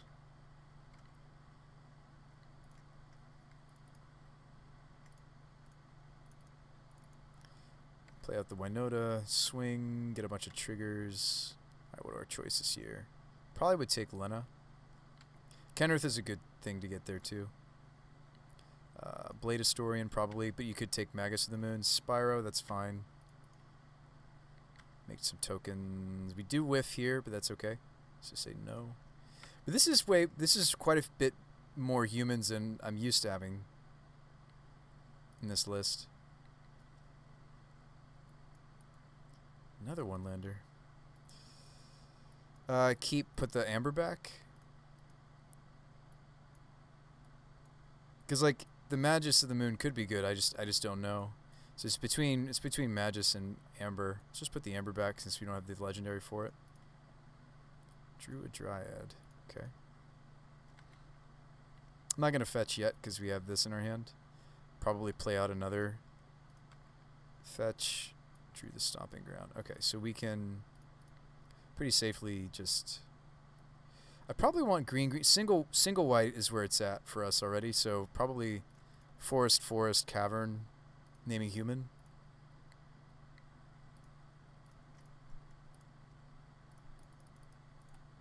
This is good enough against like some of the Eldrazi or if we're on the play it is. Excuse me. If we're on the play it's good enough. So we'll Spyro, dumping Dryad.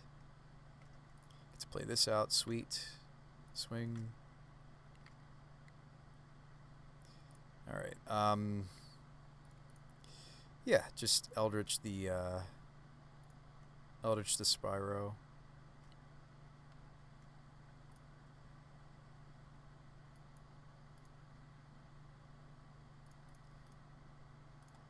I don't think I want to play the Amara here, right? We're missing too many triggers if I do. Make a bunch. Probably Blade Historian. There's merit to taking the mirror entity.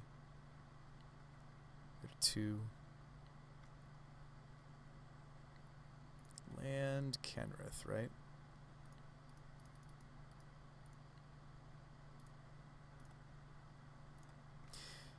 Do his trigger now just so he can attack.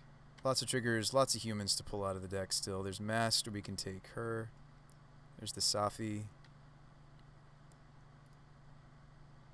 Depends on whether you'd want Trample or if you want Indestructible.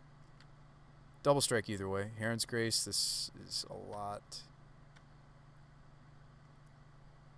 We could pull out the Kythian. We're not going to flip him. He doesn't have that synergy. We're playing him because he's for Mox Amber. We're not really playing him because of the synergy he has in our deck. Maybe you would pick him over the Spyro. Spyro's only making 1 token. We missed on the last trigger, but we've already pulled most of the humans in the deck out.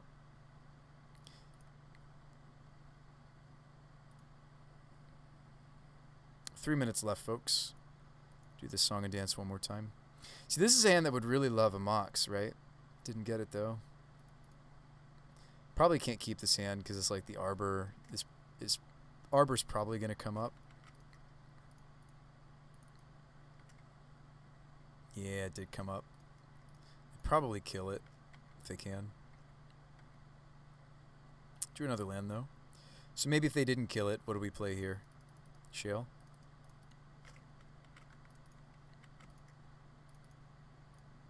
Shale, try to flip the Kythian.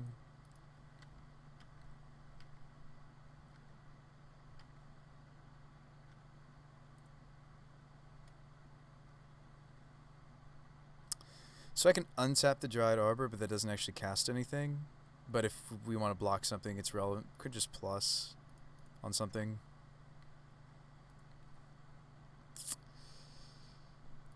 Maybe you'd animate Gideon. It just depends. You can actually put a counter on the Gideon, I think, off of Shale. I don't know if that counts. I don't think that counts as it entering the battlefield. It was already on the battlefield, so that's maybe irrelevant. Probably what we would do is,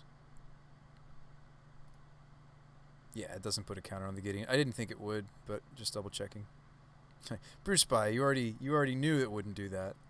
So this is gonna just give me 1 trigger, but that's fine. Magus or Herons. Ooh, lifelink on the Gideon. That's sweet.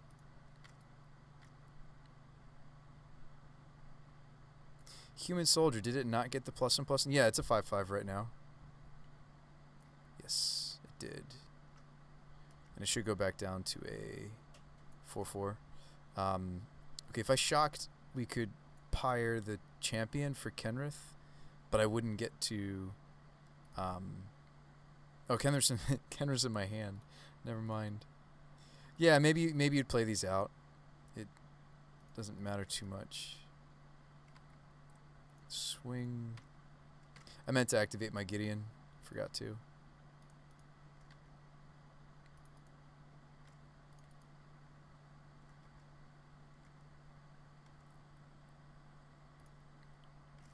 But you certainly would. You certainly would. All right, last game. It's almost 10:30. Oh, man. Mox Amber hand, have the striker. Oh, man.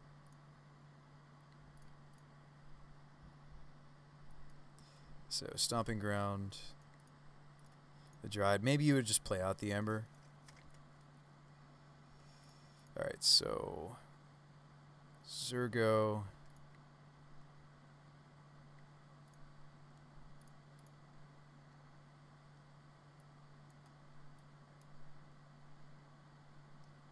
One, two, we want 3 here.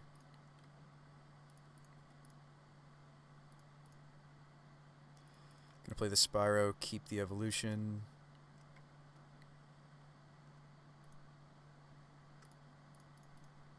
I maybe didn't need to play the Canopy. Crack you, go get WINota. 4 triggers coming. Is this turn 3? Safi. Turn 3's not bad. Oiva or Thalia, it just depends. Maybe the Thalia is more relevant this match. Perhaps Spyro, make 2 tokens. Spyro, make 1 token. Drew second Amber. Can we do anything with it? Down to 3. I could crack the canopy during their end step. Ooh, no, I can't. Thalia. Nope. Can't do that. Can't let you do that, Star Fox, right? Draw. Is it relevant? We'd swing. Do like Safi's ability to keep the WINota on the table. We were looking into Safi with like a Revelark thing. Somebody was telling me that used to be a thing that you could do. Do really like that the, we'll go with Indestructible. Do really like that the WINotas seem to be, in response, we can get the Giant Arbor for 1 extra soldier maybe. So, soldier token. We do whiff here.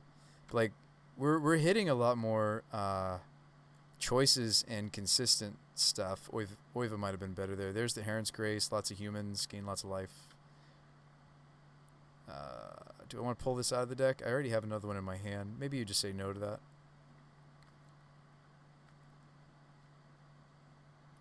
Isn't that sweet? All right, that was the last one.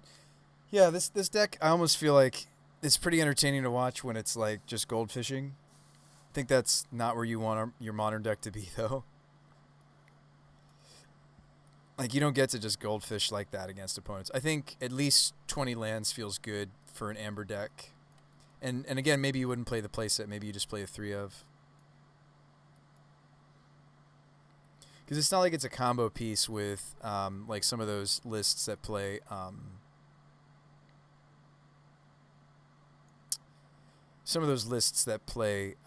Emery, and they also play Mox Amber, like the Kethis lists, or like the there's that one flashback combo list, like Give Everything Escape. I can't think of the enchantment, but anywho, that was fun. I'm gonna host over to a different Twitch stream, and we're gonna call it a night.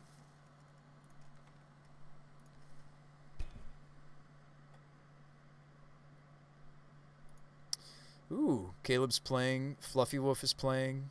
Kind of tempted to take you guys to say hi to Douglas. Why don't you guys go say hi to Douglas for me? He's a good friend of the stream. He's playing some Blue-Red Breach. Go say hi to Fluffy Wolf for me, folks. I think the biggest problem with the Amber plan, we have to play all these legendary... Oh, yeah. I don't think it's right. I think I totally agree. And thank you, Jade. You have a nice night, too. Yeah, I don't think Utopia or Mox Amber is the answer. I think we just need to wait until the new Jund Hierarch comes out, and we can play that in addition to Birds of Paradise, and I think the deck would be very happy. All right, folks, I will see you on the next Brew Spy, the Magic Guy. Keep those brews coming. Keep coming up with some ideas for Modern Horizons 2, and we'll swap ideas coming up when the set drops. Yeah, I'll see you, Zion. Thank you for the suggestions. All right, go say hi to Fluffy Wolf for me, folks. I'll see you over there. Oh, let's raid, not host. Let's raid. Let's raid. Let's raid. Let's raid. Raid.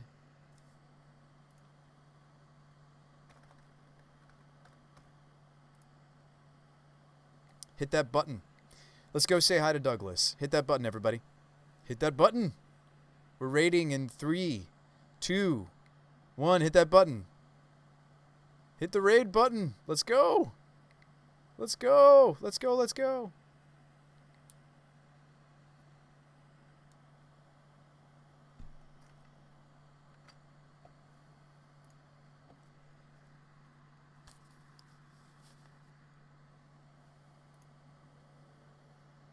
What's up, Brute Spy?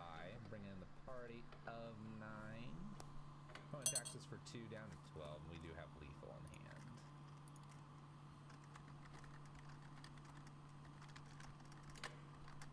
Let's make some red mana. Bolt number 1. Bolt number 2. Maybe they have Helix.